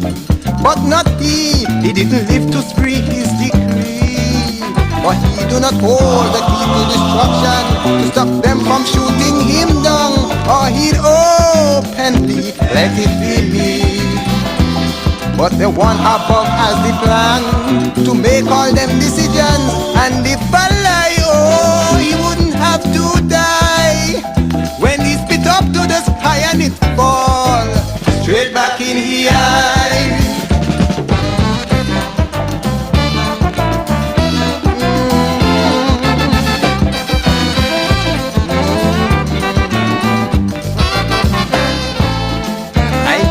Intrude on no specific man, for when I sing my song, I just sing it from true inspiration. Whatever I do does surely affect me too, for whatever deed that I do, it becomes a vicious circle. Vanity never makes happiness for you, so you should never spoil your future days for vanity which does not pay. For happiness can only be when your mind is free, and you know who holds the key to destruction can make this a happy nation if we strive to do what we should do. That's why this message I bring to you would help us to struggle through, let it reach you high. So even if I die here, I spit a blessing up to the sky, let it fall straight back in your eye.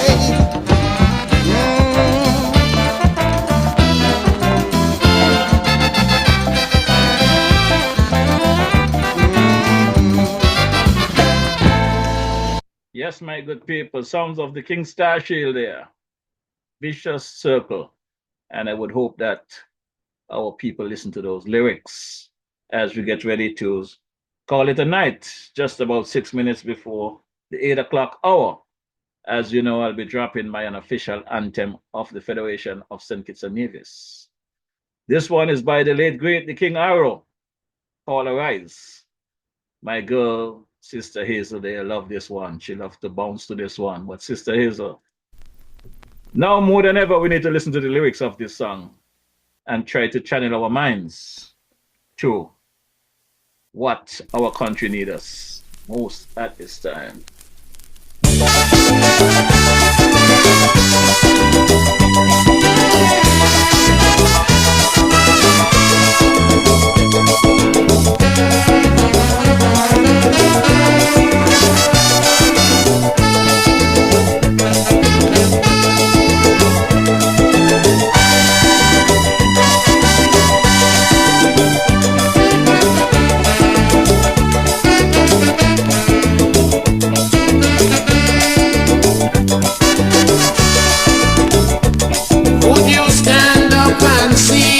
Your country dying and never lend a helping hand. Would you see your children's future dwindling, creating much disillusion? Or would we watch on idly, disregarding our self-sufficiency? Maladministration,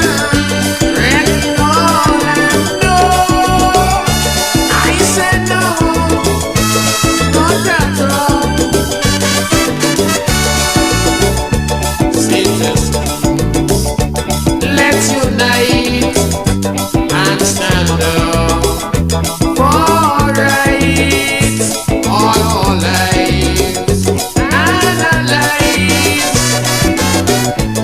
Let us reintegrate and correct our mistakes. Reunification, building a brand new nation. We'll move on together, hand in hand. Rise, citizens, arise.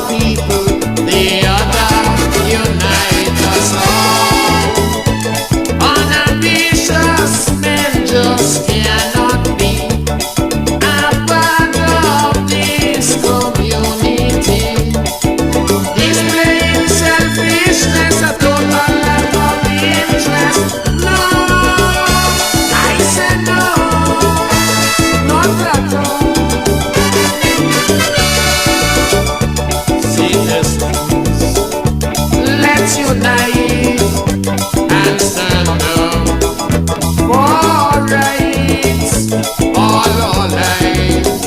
Analyze. Let us reintegrate and correct our mistakes. Reunification, building a brand new nation. We move on together hand in hand. Rise, citizens, arise. The country is yours, all yours, still yours.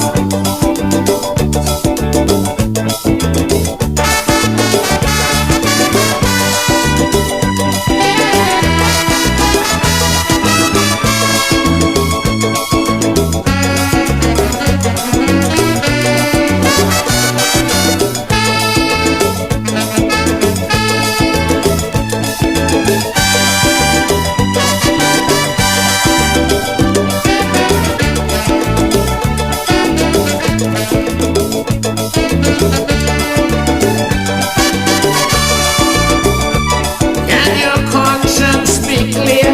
Indulging corruption or misusing public office, being accused of unemployment and crimes, or disrupting a citizen's peace. Oh, my country in this harmony, separated politically. Hatred for a brother, cannot love each other. No, I say no, potato. Citizens, let's unite and stand up for rights, all our lives.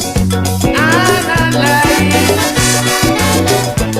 Let us reintegrate and correct our mistakes. Reunification, building a brand new nation. We'll move on together hand in hand.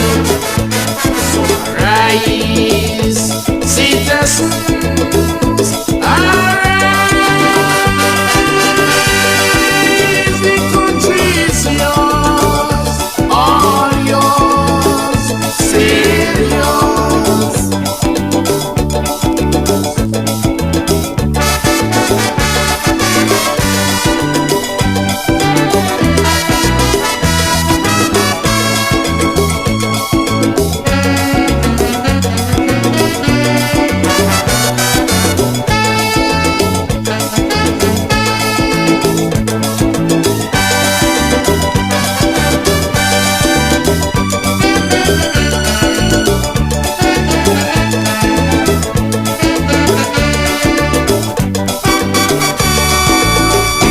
Yes, my good people, that's the sound of the late great King Arrow, and that brings us to yet the end of another successful conversation here.